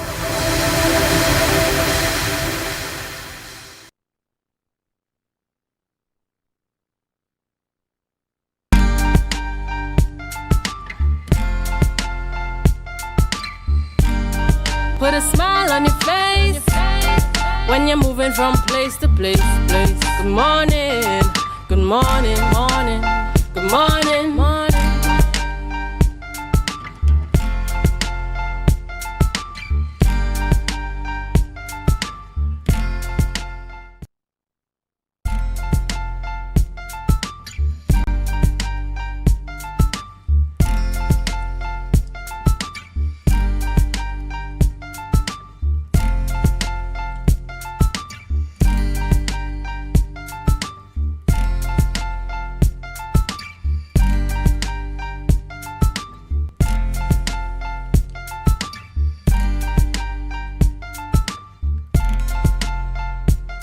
Welcome back, viewers. Next up, we are going to be showcasing new talent we have in studio with us. Israel, he's a new fashion designer on the scene, and he's here to showcase his up-and-coming new segment called Forever Been Different. Good morning, Israel, and welcome to you. Hi, morning. So, Israel, for viewers who are meeting you for the first time, can you tell them who Israel Melville is and how did your journey in fashion begin? So, as you say, I am Israel Melville. I went to Speyside High School. In Speyside High School, I learned, well, I would have done these subjects of mostly like art and being art, clothing, and so on. And I just elevate from that and use art and clothing to bring about my brand. Now, when did you realize designing was more than just an interest for you? Because sometimes we start off in these things like, oh, I like this. But when did it pique to you that this is something you want to pursue and something that you see sustainable in the future? Well, as for doing art, I always used to see myself being in clothes that I would wear and stuff that I would make for myself. So we just grew from that, basically. And how long now have you been pursuing this fashion in terms of seriously, in terms of trying to make it something that might be commercially viable? When I first see that I could have a future in it. I work alongside Camille Design, Camille Can Designs, and working alongside her, I helped her like with her jewelry, and she make jewelry, and she had a fashion show, and I was able to work alongside her and also backstage and saw other designers work, and it really pushed me to say, yeah, Israel, you could be the next one having a fashion show. So I see that you have some paintings, like a painting on your shirt here, because this shirt is one of your designs. Yes, it is hand painted. And is this painting your creation as well? Yes, it is. So it's that you're merging your skills with visual arts, with your passion, to create something very unique. Just tell us what would have inspired you, or what gave you the vision to really merge your visual arts onto the fabric to create this unique brand of fashion. I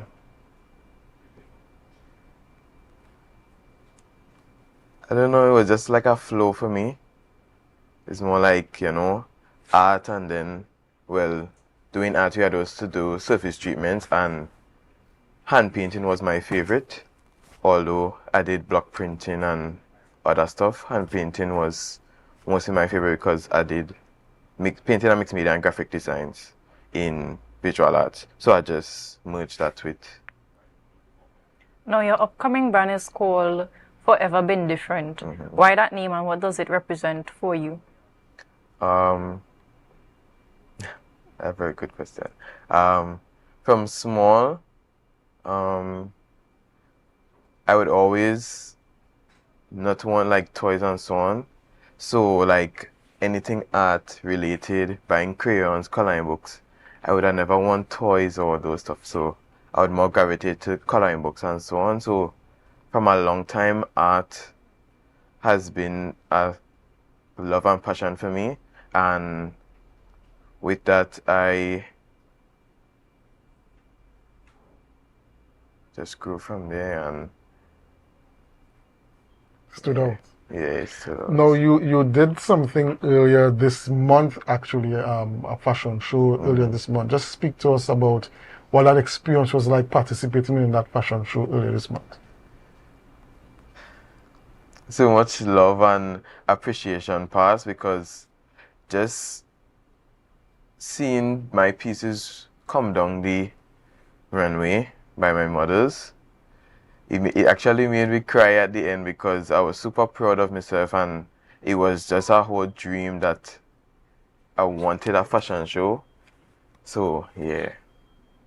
Now we have 3 models to showcase with your pieces here on set today. We're going to give our technical crew the opportunity to go ahead to show the viewers these models in Israel's pieces. And you can just talk to us about the pieces and what was the inspiration for these designs. Okay, so this here is one of my models, Miss. She's currently standing in the position as the Trinidad and Tobago first runner-up. Miss Shanique Marcelin? Yes, Miss Shanique Marcelin. Just so in love with this piece. So as she holding in her hand here is a tie bag, supposed to represent a tie bag, patch skirt, patch crop top with a off the shoulder crop shirt. Yeah, and a customized hat by me.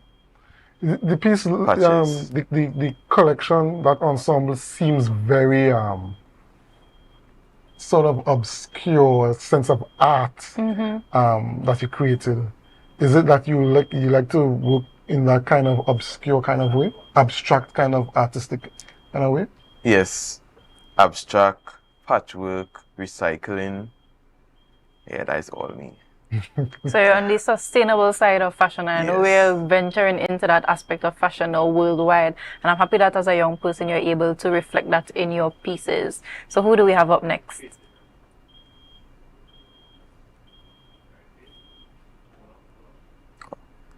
So this is my next model, Leah. One of my favorite pieces. This is a half short, half long pants with a crop top. Beautiful.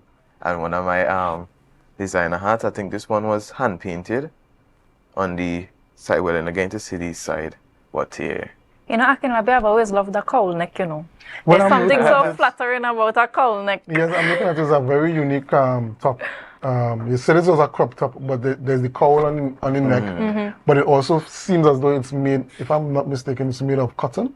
The top is made of cotton. Cotton. Pink cotton. So that's a very unique mix thing, because very often when you see cowl tops, it's usually with a sort of satin material they make it with. Or something with the stretch or Yes, or something with a cottony sort of green, yeah. stretch material. But you did it with cotton, and you didn't use the brown cotton, but you went for brighter colors. Mhm. So that's very interesting. You seem to be having a style that's very distinct in the Tobago space. I haven't seen any designers do this kind of very abstract and experimental type of designing in the Tobago space. So that's very interesting.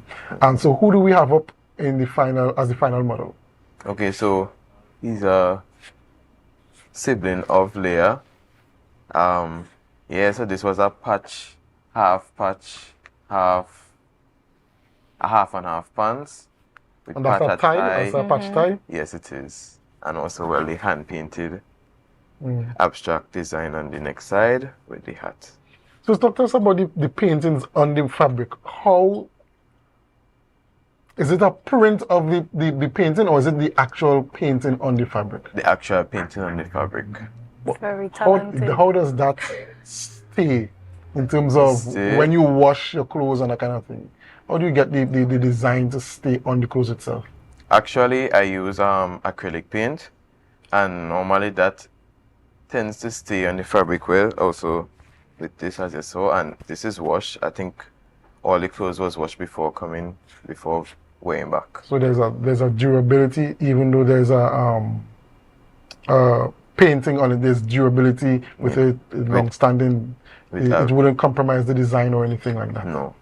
Now I'm looking at the design on this young man, and it gives me nostalgia of when we used to watch Static Shock, the cartoon on weekends or at the end of your school day. The colors combined together, it gives me that nostalgia. It reminds me of Static Shock. Even the pants as well, even in terms of the silhouette, it reminds me so much of that time back when I was a child. So I guess to every person who would be purchasing a piece, it would be something to them apart from the story that you are trying to tell. So now we're going to give a wide shot of all the models standing together showcasing Israel's piece. On. Very unique. Very cohesive. Yes. It's like I said, abstract. It gives that sort of edgy, modern, urban feel to it, but still very creative, still very artistic. You know how they have the skating rink? Yes. Or the skating ramps. This is where I see these pieces. This is what I see when I look at these pieces. Yes. Yeah. So what's in the future for Israel Melville? Okay, well, so my brand isn't registered, but I would like for it to be registered and have follow-up fashion shows that I could display other pieces like this, but more improved, because this is my first show, and I would just like to improve on that. So if somebody is seeing your work now on Tobago Updates and they want to get in contact with you, they want you to do a piece with them, how could they get in contact with Israel Melville? Okay, so you could either get me on Instagram at Israel Creations, or you could WhatsApp me at 756-7877. 756-7877. Now, Israel, thank you so much for coming on the show this morning thank you. to showcase your pieces, and we want to encourage you to continue to follow your dreams, to continue working on your craft, because you are very good at it. You can see that you are very good at it, and we wish you all the best in your future endeavors. To our viewers viewing us, we want to thank you so much for joining us at yes again another Tobago Updates morning show. We wish you a very good day, and remember to keep safe, and remember to stay tuned for GMT up next. Remember to share the live, share the live, share the live.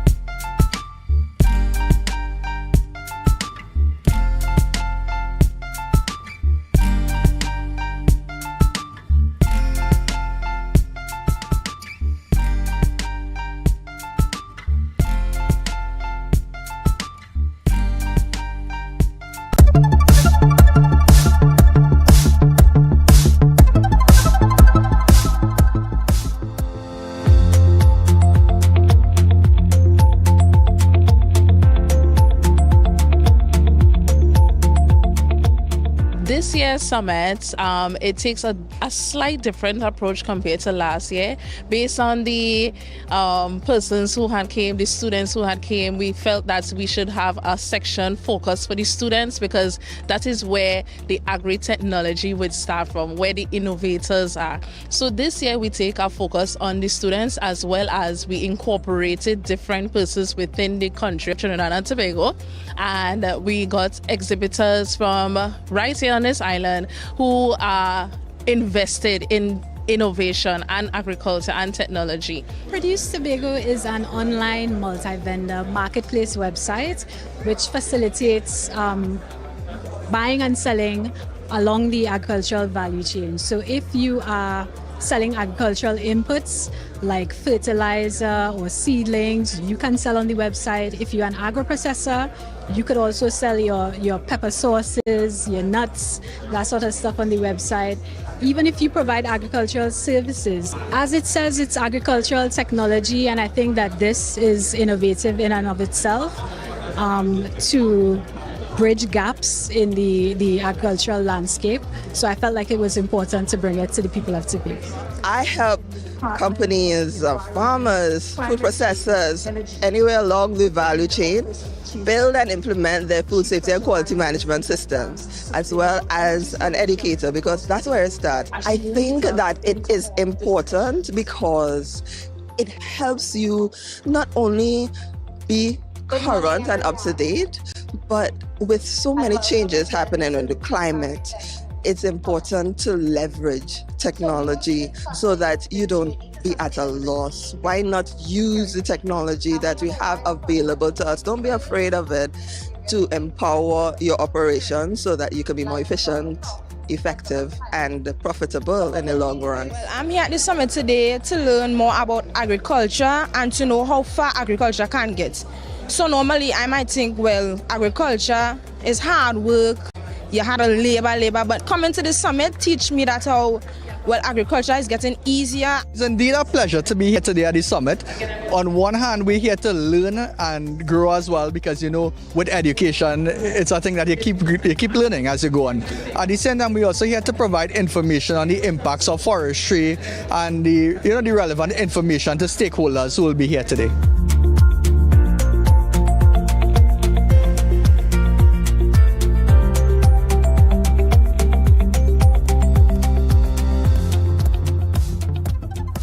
That was a production of the Department of Information, Office of the Chief Secretary, Tobago House of Assembly.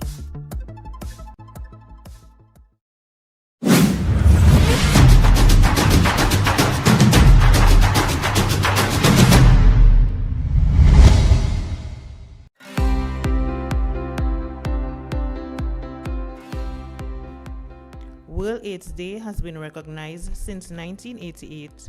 And over the years, it has grown into a meaningful global tradition. It brings together governments, health workers, advocates, families, youths, everyone, because the fight against HIV is something we all share responsibility for. So, well, AIDS Day is important because we need to continually remember that we are still dealing with HIV and AIDS in Trinidad and specifically in Tobago. This is an opportunity for us to continue the discussion. This is an opportunity to remind the population that, you know, we have these STIs that are running around. If we are not safe, we will not be healthy. So I appreciate this opportunity, and I particularly appreciate the fact that we are focusing on the young people for this World AIDS Day, because that is what is really needed to change the culture that's required. My experience was eccentric to say the very least. Our teacher, she worked wonderfully, even with disruptions into the class. She worked with them instead of circling around them or going over them. She made them part of the lesson and made the learning experience beautiful. I hope that it serves to actually better educate the people, to get rid of the old people stigma that we got from our parents, grandparents, and thus forth. I hope that we can live a truer life with this knowledge and use this as a template to go forward for other problems that we may have. I am white and I represent Hope.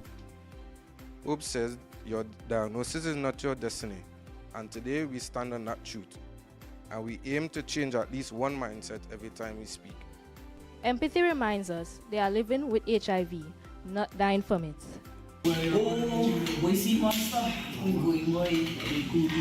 But when me know AIDS and make everybody there don't, I no chance for it to me. So tell me, where you really learn this ignorance to go and tell him you cannot give someone HIV by just touching them? So your friend running off and talking about that is not true. What we were trying to discuss was the dissatisfaction with moral ed in the high schools, because we feel like they're not teaching enough, especially when it comes to preventing stigma against certain groups of people. Peer training programs are programs that have always worked because you need people who are similar to design what the message should be and to share those messages to their counterparts. And that is in essence what peer training is. So having these individuals who are part of these, these technical vocational schools, be the ones to get the correct information is really a good step to ensure that they pass that information on to the people who they are closest with. We each need to do our part. We each need to ensure that our health is comprehensive. That includes our mental health, that includes our physical health, that includes our emotional health, and our sexual health is critical to that. So don't forget it. It's not a taboo thing to talk about. It's not a taboo thing to actively work on. And yeah, I think we could do it. Choose your choices wisely still, but at the end of the day, don't regret a single one of them. Because you are tomorrow.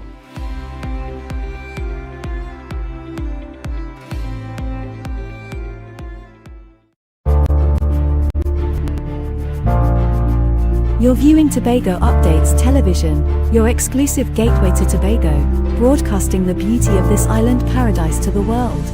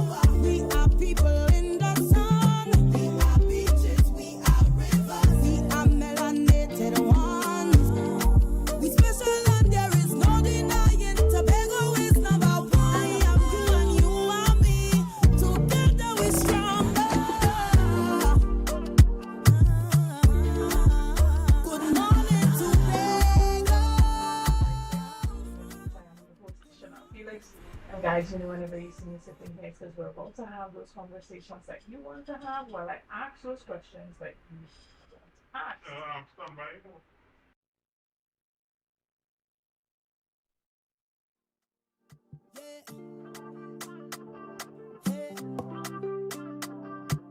Tobago updates.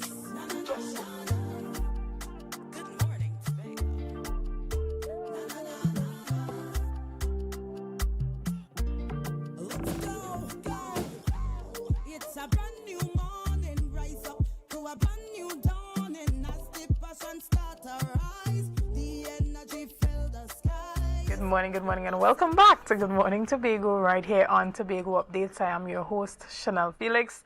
And guys, whenever you see me sitting here, it's because we're about to have those conversations that you want to have while I ask those questions that you want asked. But before we get into this morning's interesting topics and conversations, let's have our news in 90 seconds. Prime Minister Kamala Persad-Bissessar has openly rejected comments made by Chief Secretary Farley Augustine, in which he declared that had the decision been his, the military-grade U.S. radar would not have been installed at the A.N.R. Robinson International Airport. Persad-Bissessar defended the radar, citing its debatable role in recent drug interdictions and major narcotic seizures in Trinidad.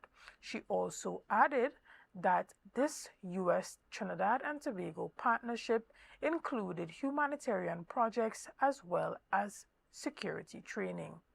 While she said that Augustine is entitled to his view, she made it clear that she does not share them. The Prime Minister also brushed aside questions about the proposed 2026 autonomy referendum, describing it as, quote, jumping the gun, and said any position would depend on whether or not the vote takes place. Additionally, last night at the Magdalena Grand, the People's National Movement Tobago Council launched its manifesto ahead of the January 2026 THE elections, outlining a development plan titled Big, Bold and Red. The party described the document as a contract with the people, pledging to place Tobago's interests first. The document is built on 3 key pillars: Big, reflecting ambition for world-class infrastructure and inclusive growth; Bold, aimed at reforming failing systems; and Red, symbolizing unity and commitment. Some key proposals included the creation of 70,000 jobs, a 30-day payment rule in the public sector, and a 52-week festival calendar and a Scarborough cruise ship village, subsidies for home construction under a Bill on Your Land program, and the establishment of the University of Tobago. Political leader Ansel Dennis said the manifesto represents confidence in Tobago's future, urging citizens to support what he called a renewed partnership to put Tobago first again. And finally, Prime Minister Kamala Persad-Bissessar has criticized CARICOM for what she described as, quote, alignment with Venezuela's President Nicolas Maduro, end quote, further insisting that Trinidad and Tobago will not support dictatorship or narco politics. In a statement released to social media on Saturday night, Persad-Bissessar said Venezuela is ruled by a dictator and warned that CARICOM's position placed the region on the wrong side of history. She stressed that Trinidad and Tobago wants no parts of what she called political hypocrisy masked as a zone of peace. The Prime Minister said her government's stance is based on national interests and added that her priority remains the well-being of citizens of Trinidad and Tobago. And that was our news in 90 seconds. Guys, we're going to take a quick break right here and we'll be back after this. See you soon.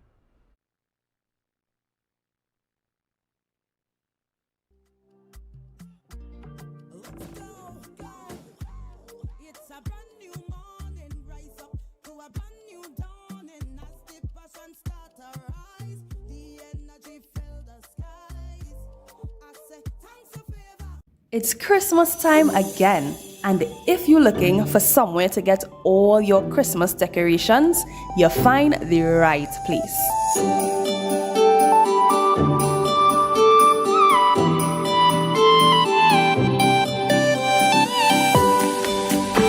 Christmas trees, jingle bells, pine cones, gift boxes, ornaments, flowers, and so much more. And 'tis the season to give. Get a wide variety of toys, from dolls, bicycles, racing cars, toy trucks, board and card games, and everything in between. Get your gift wrapping paper and gift bags too. Whatever decorations you need this Christmas, we have it at Terrific Ideas.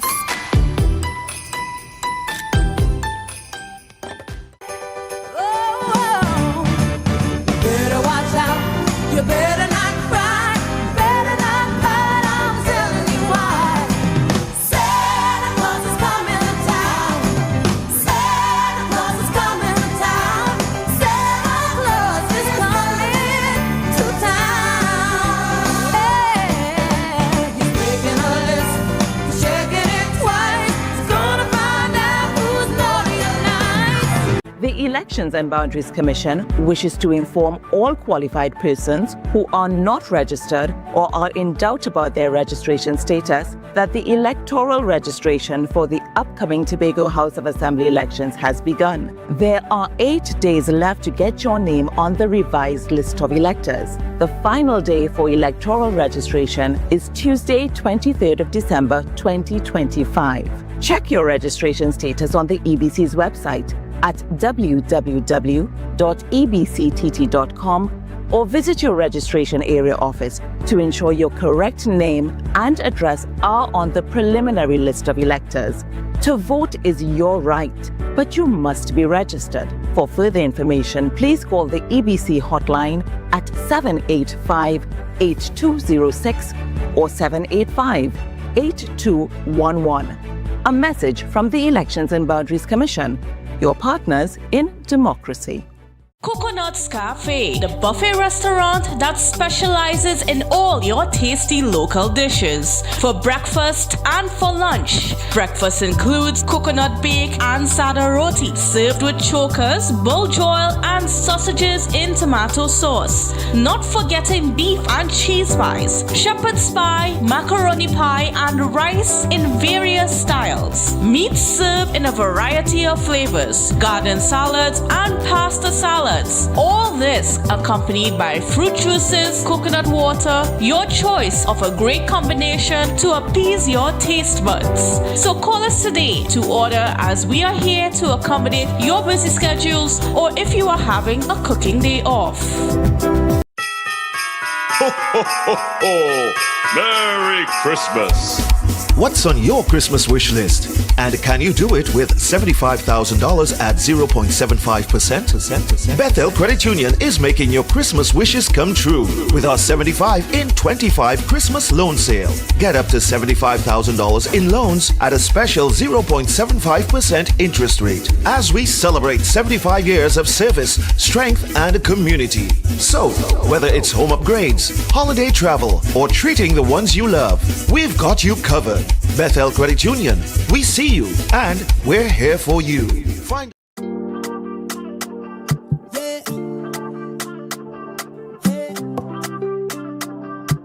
Tobago updates. Good morning, Tobago.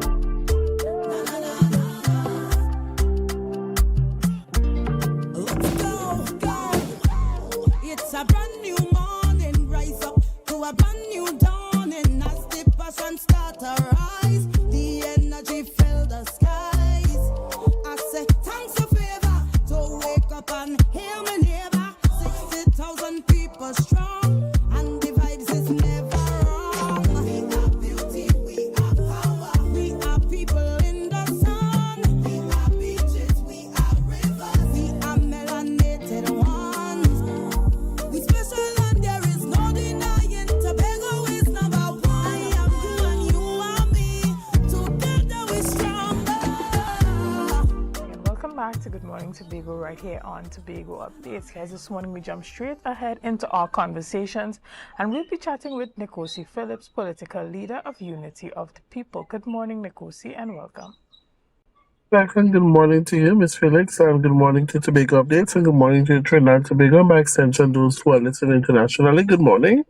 All right. So you filed your nomination on Friday along with everyone else who participated in that process.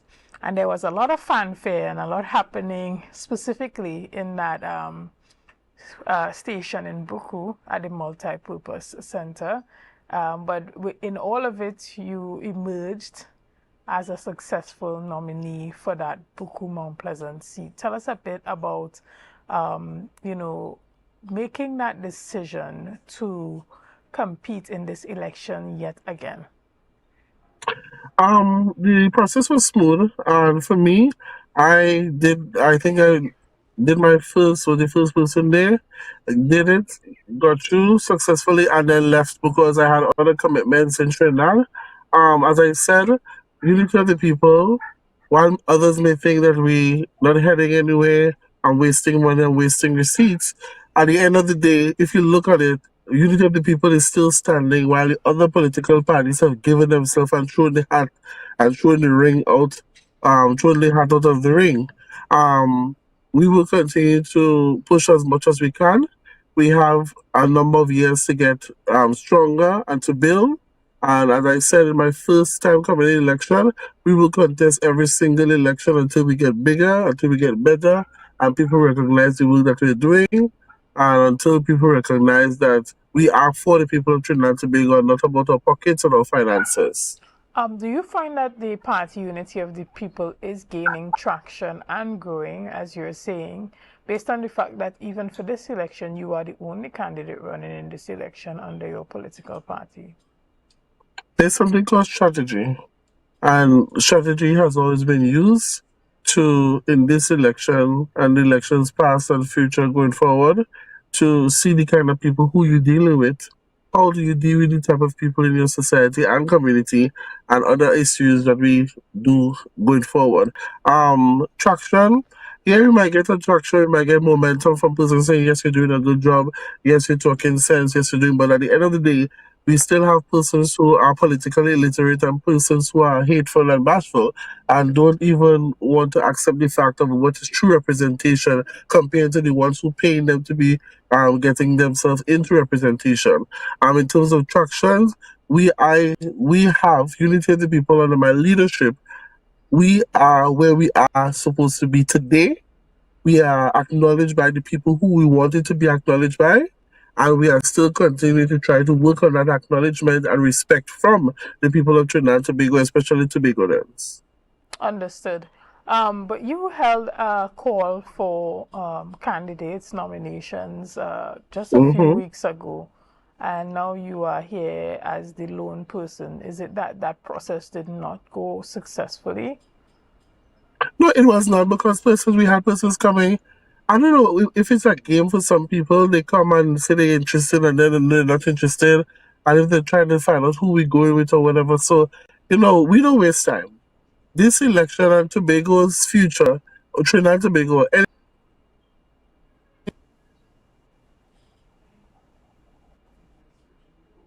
Sorry, we had a bit of a technical issue there. But we have been chatting with Nkosi Phillips, and he is going to be vying for that election once more under his Unity of the People banner. And so we look forward to hearing more from Nkosi as he adjusts his visuals so that we continue this discussion. We're going to take a quick break right here, and we'll be back after this. See you soon.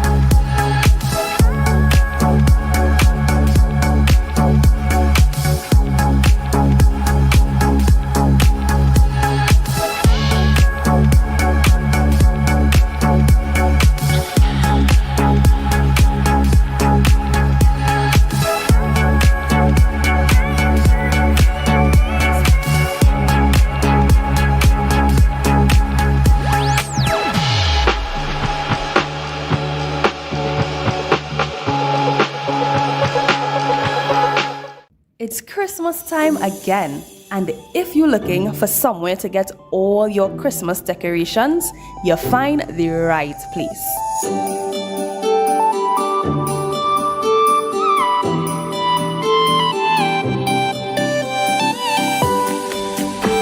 Christmas trees, jingle bells, pine cones, gift boxes, ornaments, flowers, and so much more. And 'tis the season to give. Get a wide variety of toys, from dolls, bicycles, racing cars, toy trucks, board and card games, and everything in between. Get your gift wrapping paper and gift bags too. Whatever decorations you need this Christmas, we have it at Terrific Ideas.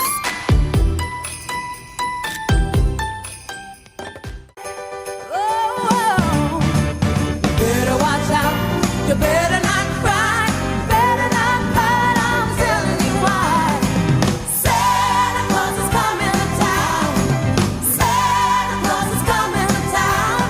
Santa Claus is coming to town. Hey, he's making a list, he's checking it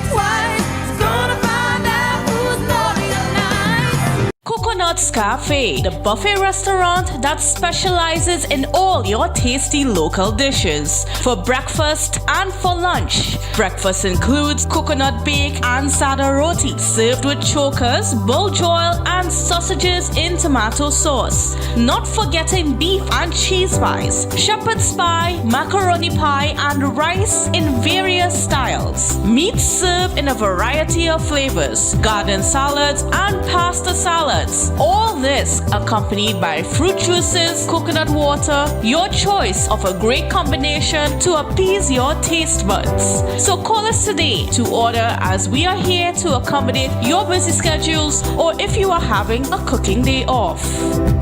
The Elections and Boundaries Commission wishes to inform all qualified persons who are not registered or are in doubt about their registration status that the electoral registration for the upcoming Tobago House of Assembly elections has begun. There are 8 days left to get your name on the revised list of electors. The final day for electoral registration is Tuesday, 23rd of December, 2025. Check your registration status on the EBC's website at www.ebctt.com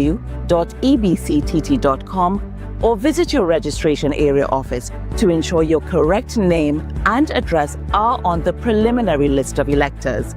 To vote is your right, but you must be registered. For further information, please call the EBC hotline at 785-8206 or 785-8211. A message from the Elections and Boundaries Commission, your partners in democracy. Ho, ho, ho, ho! Merry Christmas! What's on your Christmas wish list? And can you do it with $75,000 at 0.75%? Bethel Credit Union is making your Christmas wishes come true with our 75 in 25 Christmas loan sale. Get up to $75,000 in loans at a special 0.75% interest rate as we celebrate 75 years of service, strength, and community. So, whether it's home upgrades, holiday travel, or treating the ones you love, we've got you covered. Bethel Credit Union, we see you and we're here for you. Are you in a dispute with a registered investment service provider of the TTSEC? Or maybe you're the victim of an investment scam? You can lodge a complaint or submit an anonymous tip to the Trinidad and Tobago Securities and Exchange Commission. Download our Investor Protection app or go to ttsec.org.tt to access our complaint form or submit an anonymous tip. Write a clear summary of your complaint. Submit copies of supporting documents along with the originals for verification. Provide a copy of the feedback received from the entity regarding your complaint. All investor complaints or scam reports submitted by the public are acknowledged and reviewed by the TTSEC. Investigations are pursued based on the outcome of the review. Trinidad and Tobago Securities and Exchange Commission, protecting the interests of investors and the public. You invest, we protect. Everyone benefits. Want to get better? Where to start? What kind of exercise to do? What to eat? How to get restful sleep? Need a doctor to search for root cause? Look no further. Come to Majuba Hill Lifestyle Center Foundation at our Wellness Center in Goodwood, or Food Hub in Darrow Springs, Scarborough, or Doctor's Office in Goodwood and Darrow Spring. Contact 49 Swift 4979 438.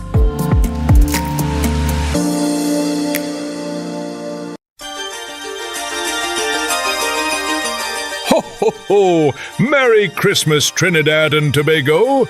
Santa Claus is coming to Charon's at Lowlands Mall to stock up on all the goodies for good boys and girls. I'm checking my list, and Charon's has everything I need.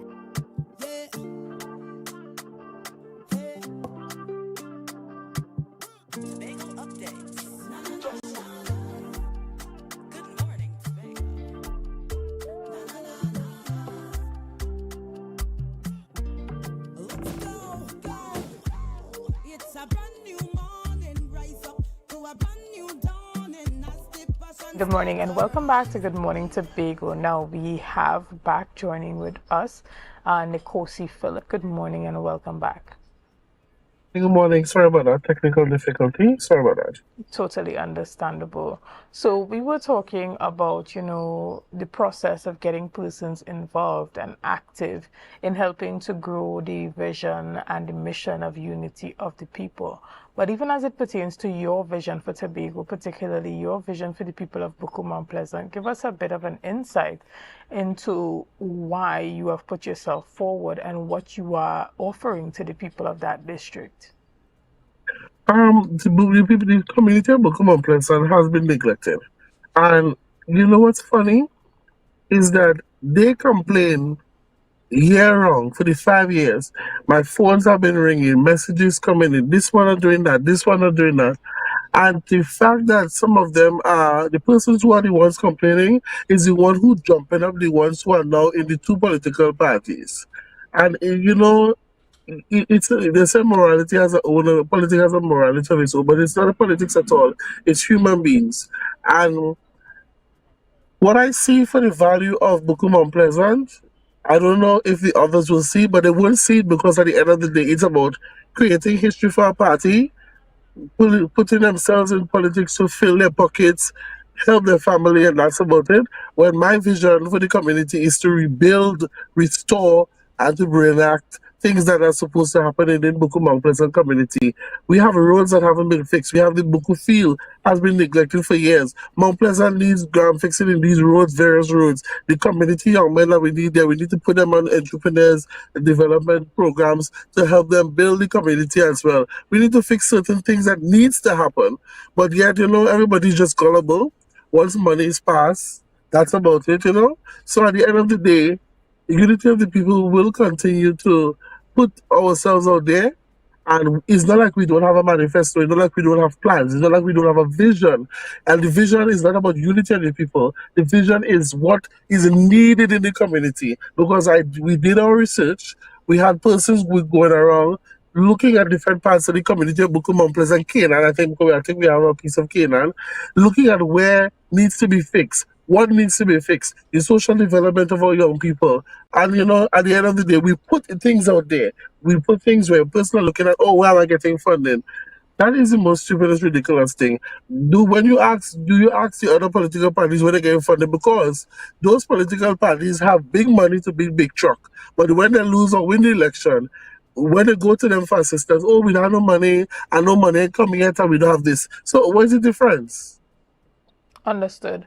Recently the Prime Minister has made comments as it pertains to Trinidad and Tobago's relationship with CARICOM and the presence of the U.S. military-grade radar that's in Tobago.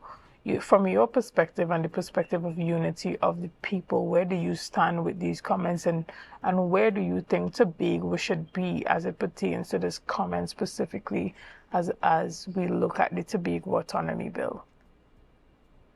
I play and talk about manners, and I'm saying it and I'm saying it. First thing first, Farley is weak. And once you say they're passing money on to you to help campaign your party, you can't say nothing because they can't stand up for Tobago. For him to be using this autonomy thing and talking about if they're willing to give autonomy, the Patriotic Front, along with myself and stuff, we sat in a meeting and talk about the referendum. And I see the the idea of referendum and put it there. Kamala, for me, the Honorable Prime Minister Kamala Busasa is either she's going mad or whoever is advising her.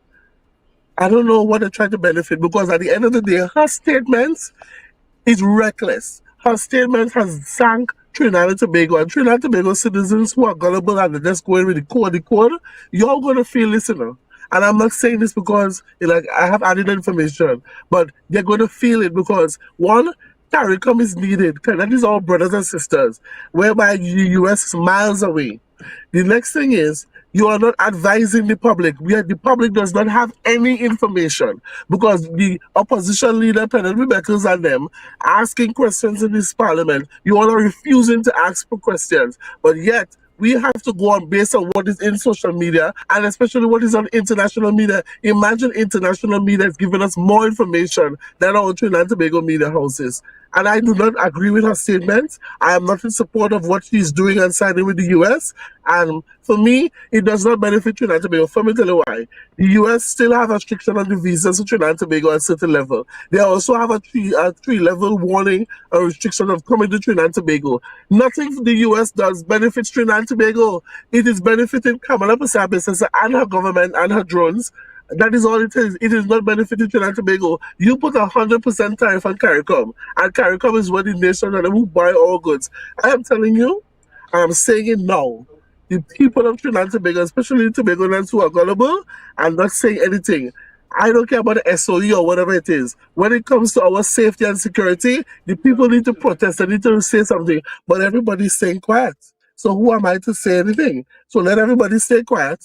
When the outbreak or whatever happens to Trinidad and Tobago, especially Tobago, because one, I think I heard 3 cruise ships cancel, the tourism dead, nothing is happening on the island, and I hear everybody say, "Oh, these people did something." So you know what? I have stopped the mentality of educating people. I'm using my brain cells to educate people who just locked in stupidity and not about looking. And I don't know if they're blind or they're not seeing, but I'm not in agreement with Kamala's statement. I'm not even in support of Alian nonsense about autonomy and referendum where to steal people's idea. I am not in agreement with anything that those two leaders says, because for me, them just happening, that literally all the years of history created by other leaders, they have sank Trinidad and Tobago, and that's a fact. If you are elected to represent your district, what would you be doing as it pertains to this particular issue with the radar and the relationship between Trinidad and Tobago? How would you utilize your resources to really advocate for a Tobago-based position? It is very simple. I will stand my grounds in terms of securing the safety and security of my citizens of Trinidad and Tobago, especially Tobago, Buku Mount Pleasant. Because we are open, we are the beachfront. We are open, anything can happen to us. I will stand my position in reaching out to the Prime Minister. And if it doesn't work, I'm going to use the International Criminal Court to go after them. Because what she's doing and what she's complicit in, selling the sovereignty of Trinidad and Tobago like that, it is not acceptable. And if the people of Tobago don't want to say anything, I'm going to make sure and protect the people of Buku Mount Pleasant if they need that level of protection. Because I'm saying this now. If anything breaks out, and anything happens to my family members or close loved ones, it will not be you have to worry about Donald Trump and you have to worry about Maduro. It will have to be that you have to worry about me. Because I'm not going to sit here and see these things happen and my family go down. I'm going to be advocating for things that are happening within my community. There are projects that I want to work with. There are things that I want to pursue internationally that I want to partner with. I want to make sure that there's a secure funding coming to Buku Mount Pleasant. And with all these projects that I have and the persons who I would have had meetings with, they want to work with my community. They want to work and to bring things here. I have done everything that I've done internationally. I've met with partners. I'm having conversations as to how do I build Buku Mount Pleasant and how do I make Buku Mount Pleasant great. And I know persons are looking for me to fail, but that's good because it will not happen, because I know that for sure if I'm elected, I will make sure that whatever mistakes the others have made in the past, Nkosi Phillips, political leader and representative for the Buku Mount Pleasant, will never make that mistake. And it's all about unity. If they don't want to work with me, that's fine. I will be able to bring resources here. And don't ask me where I'm getting the resources, because everybody else don't ask the other parties. But I'm going to say it's going to make sure and be transparent on the resources where it's coming from. It's going to be very transparent because, as I said, there are international leaders, there are international persons, there are businesses that wants to work with me and working with the community of Buku Mount Pleasant. But I will have to have that on hold, because at the end of the day, we have people working in the background that are trying to bring me down and trying to make sure that nothing that I do happens. So, Understood. yeah. And so, even as we wrap up our discussion this morning, tell persons, particularly in the district, what are some of the key initiatives that they can look forward to if you are elected as the representative for the area? You will be able to see me. We will have to get to look for these roads, road maintenance. We have to look at the job. proper jobs, not those CPEP and URP jobs, trying to also not fit everybody in the THA, but also to give persons an initiative and a way of being entrepreneurs for their community and trying to be, I'm going to work on the tourism sector, reevaluating the tourism sector. In fact, I don't need to reevaluate it because I already know what Buku, Mount Pleasant, Canaan needs and what could happen if we work on the tourism sector. So if we strengthen the tourism sector in the beachfront in Buku, Mount Pleasant can benefit, and also parts of Canaan that are aligned to us can also benefit. So I've worked on that part already. I've worked on what needs to happen. I also work on communication, a line of communication with the citizens and the representative. If it's not going to be that I'm a representative for Buku Mount Pleasant but have an office in Buku, no. There's going to be an office in Buku Mount Pleasant and accessible to every single person. And for me, it's just about me bringing and giving people representation. So the people of Buku Mount Pleasant, if they come out of the shell that they're in and come out of the hate and come out of the all the discrimination parts of it, they can see a good representation and good leadership coming from me giving it to them, because my work has spoken for itself. It's not like somebody who jump ship and say, oh, they do so much thing for Buku and they haven't done one single project in Buku. They have never done one single thing in the community, nothing whatsoever, nothing. The next one had 2 chances and still ain't do nothing for the community. And I have been here from dusk till dawn, working, doing whatever I want. Every time somebody needs something in the community, is Nicole, see where you, something happened on the beach, something there, something happened in Buku, something happened in Canaan, something happened. I'm always there and I'm always giving myself. But why is it that I'm giving myself? You all could pick up the phone and call me to tell me something happened. While I can't get the others, but yet all can support me to give me the vote so that if I can be in a better position. So that's all I can offer. Understood. Well, we want to thank you so much for being here this morning and continuing to put yourself forward to represent the persons within your district. Guys, we're going to take a quick break right here and we'll be back after this. See you soon.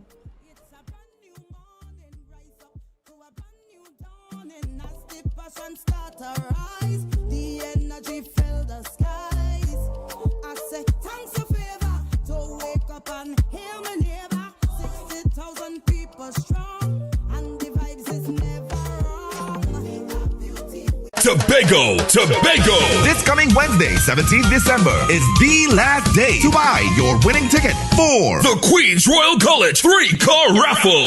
I want a piece of pork.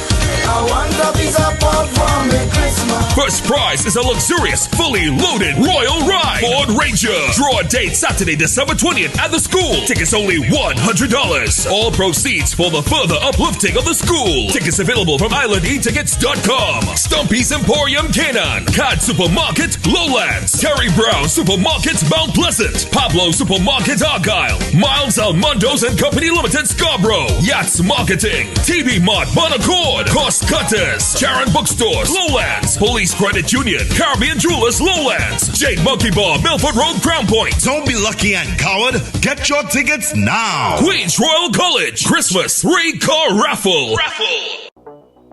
Tobago, the sun is rising, and so are the conversations that matter, from the economy to education, from healthcare to community voices. No spin, no fluff, just facts, truth, and clarity. Join me, Lavian, as we cover the issues that shape our lives, the stories we can't ignore. We bring them to the table and ask the questions you want answered. The Caribbean is more than just a place.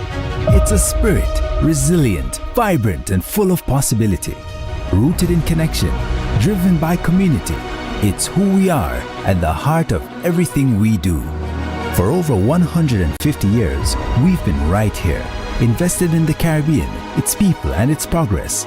And today, we're going even further. Liberty Business, rooted in the Caribbean, committed to you. It's Christmas time again, and if you're looking for somewhere to get all your Christmas decorations, you'll find the right place.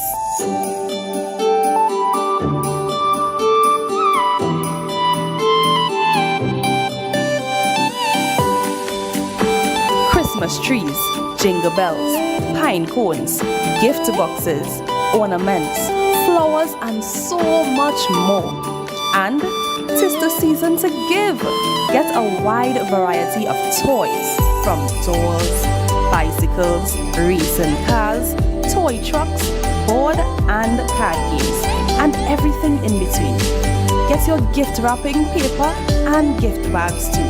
Whatever decorations you need this Christmas, we have it at Terrific Ideas.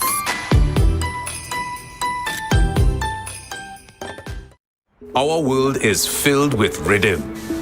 Rhythm that's unapologetic, infectious, timeless. Rhythm is commitment in action. It's how we show up for each other with unrelenting support that goes the distance. Rhythm lives in the tiny beats of our most intimate moments and the seismic roars of our biggest achievements. Rhythm is resilience in motion. So, even when things go out of sync, we do what it takes to bring the rhythm back. At Flow, we understand your rhythm because we live it. That's why we're dedicated to building a network as resilient as you, with a team of familiar faces working every day to keep you on beat. You're at the heart of everything we do, and our commitment is to keep your rhythm flowing, no matter what.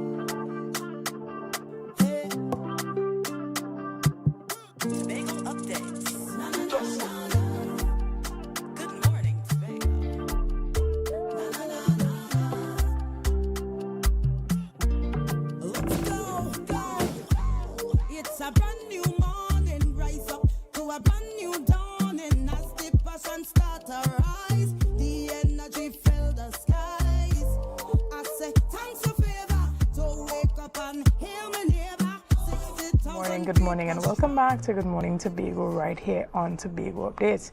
Guys, we jump straight ahead into our discussions this morning and we continue and we are chatting all about what's happening on the front of education and bilingual education on the island of Tobago.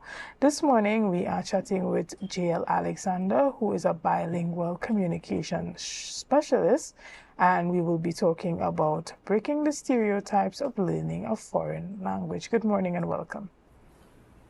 Good morning and thank you for having me here.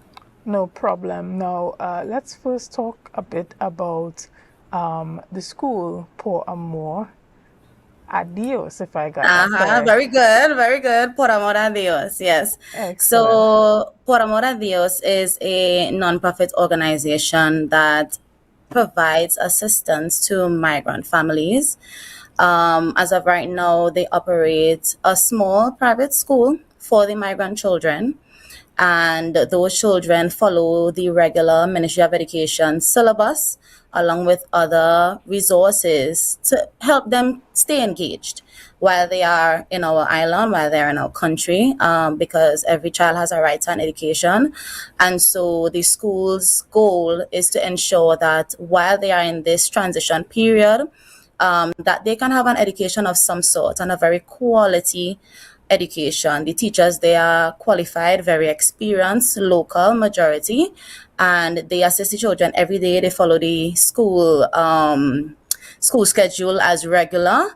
And they are there. So Por Amor a Dios, I was there for maybe a year, teaching English, Spanish, science, etc. And the experience was really wonderful. The children are lovely. They are very vibrant. And of course, I would have been able to practice my Spanish a lot more while there and improve my Spanish as well. So Por Amor a Dios, as I said, it's a non-profit organization, obviously running on donations. So if you are willing, it's Christmas time, it's giving time. So you can reach out to poramoradiostt@gmail.com for more information. Excellent. And tell us a bit about the bilingual summer experience and these other programs that persons can tap into to help them, gain the resources that are needed. Is it virtual? Is it in person? I see that it includes, children from the ages of 5 to 12 years old. Tell us a bit about that particularly.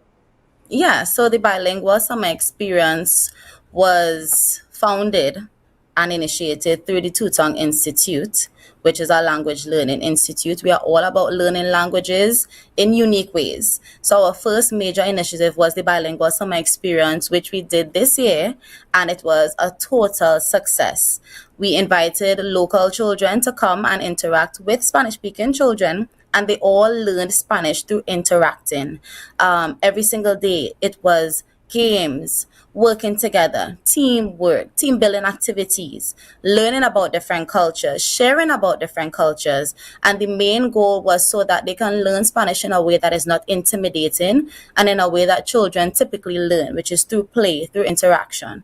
So that was the bilingual summer experience. We had a blast for the month of July, and I'm sure our campus are looking forward to next year's cohort.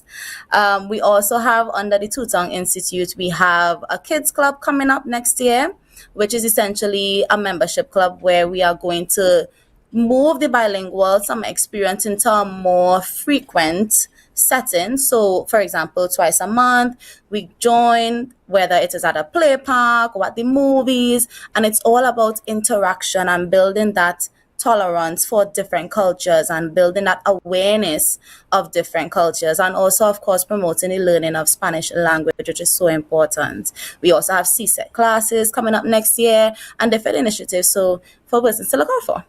Excellent. And I'm glad that you spoke about these CSEC classes, because it's not just about, the smaller kids learning languages, but it is for persons, regardless of their age group. Tell us a bit about, some of the academic training sessions that take place and how persons can be a part of that. Is that in person? Is it virtual? Correct. So we have a mix, right? As of right now, we do it virtually.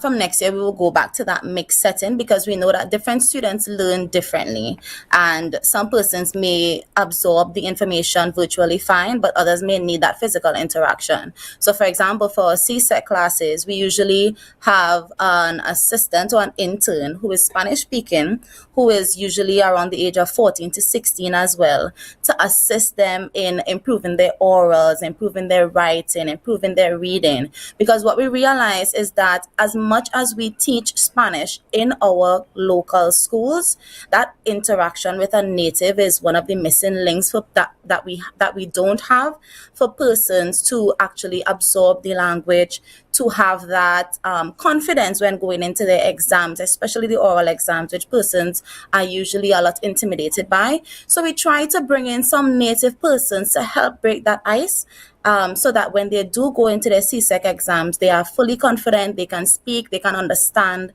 and they can have good successes in their exams.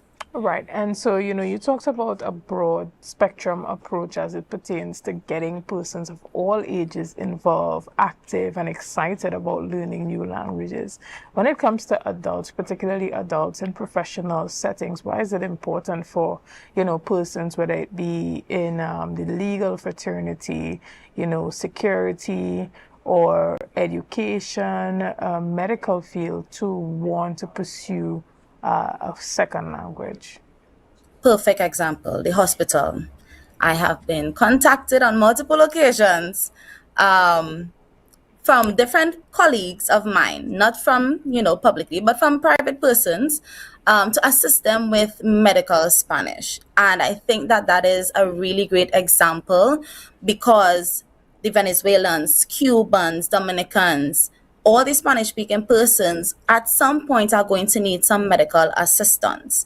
And having a base of knowing how to interact with these people is so important because it helps us to communicate properly. It helps us to understand what situations they are having, what issues they are having.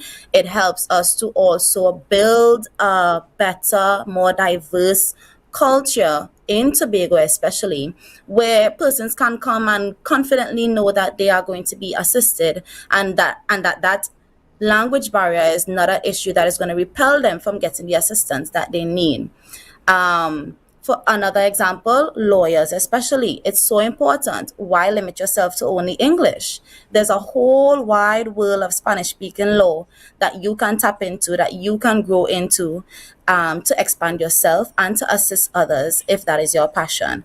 Obviously, we love our teachers. Someone had to teach me Spanish in order for me to get to where I am. So learning language is not only narrowing your possibilities and your career to only teaching, but you can use language as a skill in your passion. Should you want to be a doctor, be a bilingual doctor. Should you want to be a lawyer, be a bilingual lawyer. You get to tap into a wider market when you have this additional skill. You want to get into business, a language is definitely a great asset for business. So throughout all these professional walks, I always encourage adults and my peers that learning a second language is so important, as it would definitely open your scope, and networking with other persons is super important as well. Understood, especially when it comes to even representing the government in intergovernmental matters, and just going to international conferences and being able to participate in activities within the Latin American region, and those countries that predominantly speak Spanish or any other language. How can persons reach out to you to begin that training? And for persons who feel like learning a language as an adult is harder than learning as a child, what would you say to them? Well, to reach out to us, you can send us an email at the tutongInstitute@gmail.com, or you can reach out to us on Facebook, Instagram, TikTok. We are on all social media platforms. For my adults who think that Spanish is hard, I always say this: what you think in your mind is what you would become. So if you think Spanish is hard, it is going to be hard. It is not hard. It is just a change. And as adults, we do not necessarily like change. And sometimes we have a mental block towards languages before we even begin to learn languages. And also we have a little bit of trauma in the educational system where maybe we were not the biggest and brightest Spanish student. Maybe we were not the brightest French student at the point in time. And that kind of traumatized us a little bit in terms of going back out there and trying to learn a language. But I say be brave, start learning something. Small things go a long way. Drop a fill bucket. So start with Duolingo. If you see me walking somewhere, tell me hola, good morning, buenos dias, something. Algo para interactuar, algo para hablar, something to interact, something to talk about. And you will build that confidence. There have been persons who see me in public and be like, hola, and I would respond to them, hola, and start with a whole Spanish conversation. But it also breaks the ice. Once you know that you can start to understand, I think the confidence starts there. So just be brave. Excellent. And you talked a bit about Duolingo there, downloading the app and starting on your own timing, at your own pace, learning slowly and then progressively, perfecting that second language. And again, so persons can reach out to you on Instagram, Facebook, TikTok at the Tutong Institute. And Correct. they can definitely reach out there, send you a DM and start those classes, whether it's for themselves, for their kids, the toddlers, or their children that are going to do CXC and has chosen Spanish as an option. Then that's a great place to go and get that tutoring done. Well, Leah, we want to thank you so much for coming on this morning and just, reminding us that not because something is hard means that, or we perceive it to be hard, means that it is impossible. And so, we definitely going to be reaching out to you in the near future whenever we do need that extra assistance, to No, I need translate. no problema. Excellent. It's specifically when it comes to journalism and, breaking those language barriers. So again, we want to thank you so much for being here this morning, and we look forward to interacting with you again in the near future. Guys, unfortunately, that's where we wrap our discussions this morning. We want to thank you so much for your likes, your shares, and your comments, and all that you have been doing and continue to do to make Tobago Updates the #1 broadcaster here on the island of Tobago.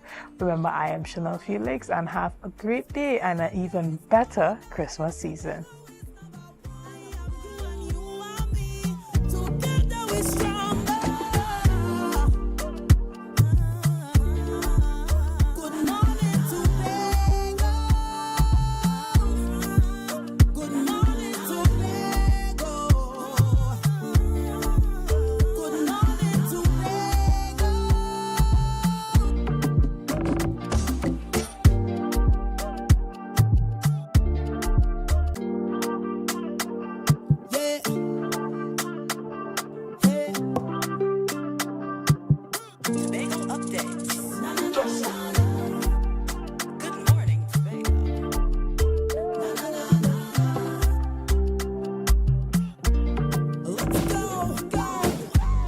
It's a brand new morning, rise up to a brand new dawning. As the passion start to rise, the energy fill the skies.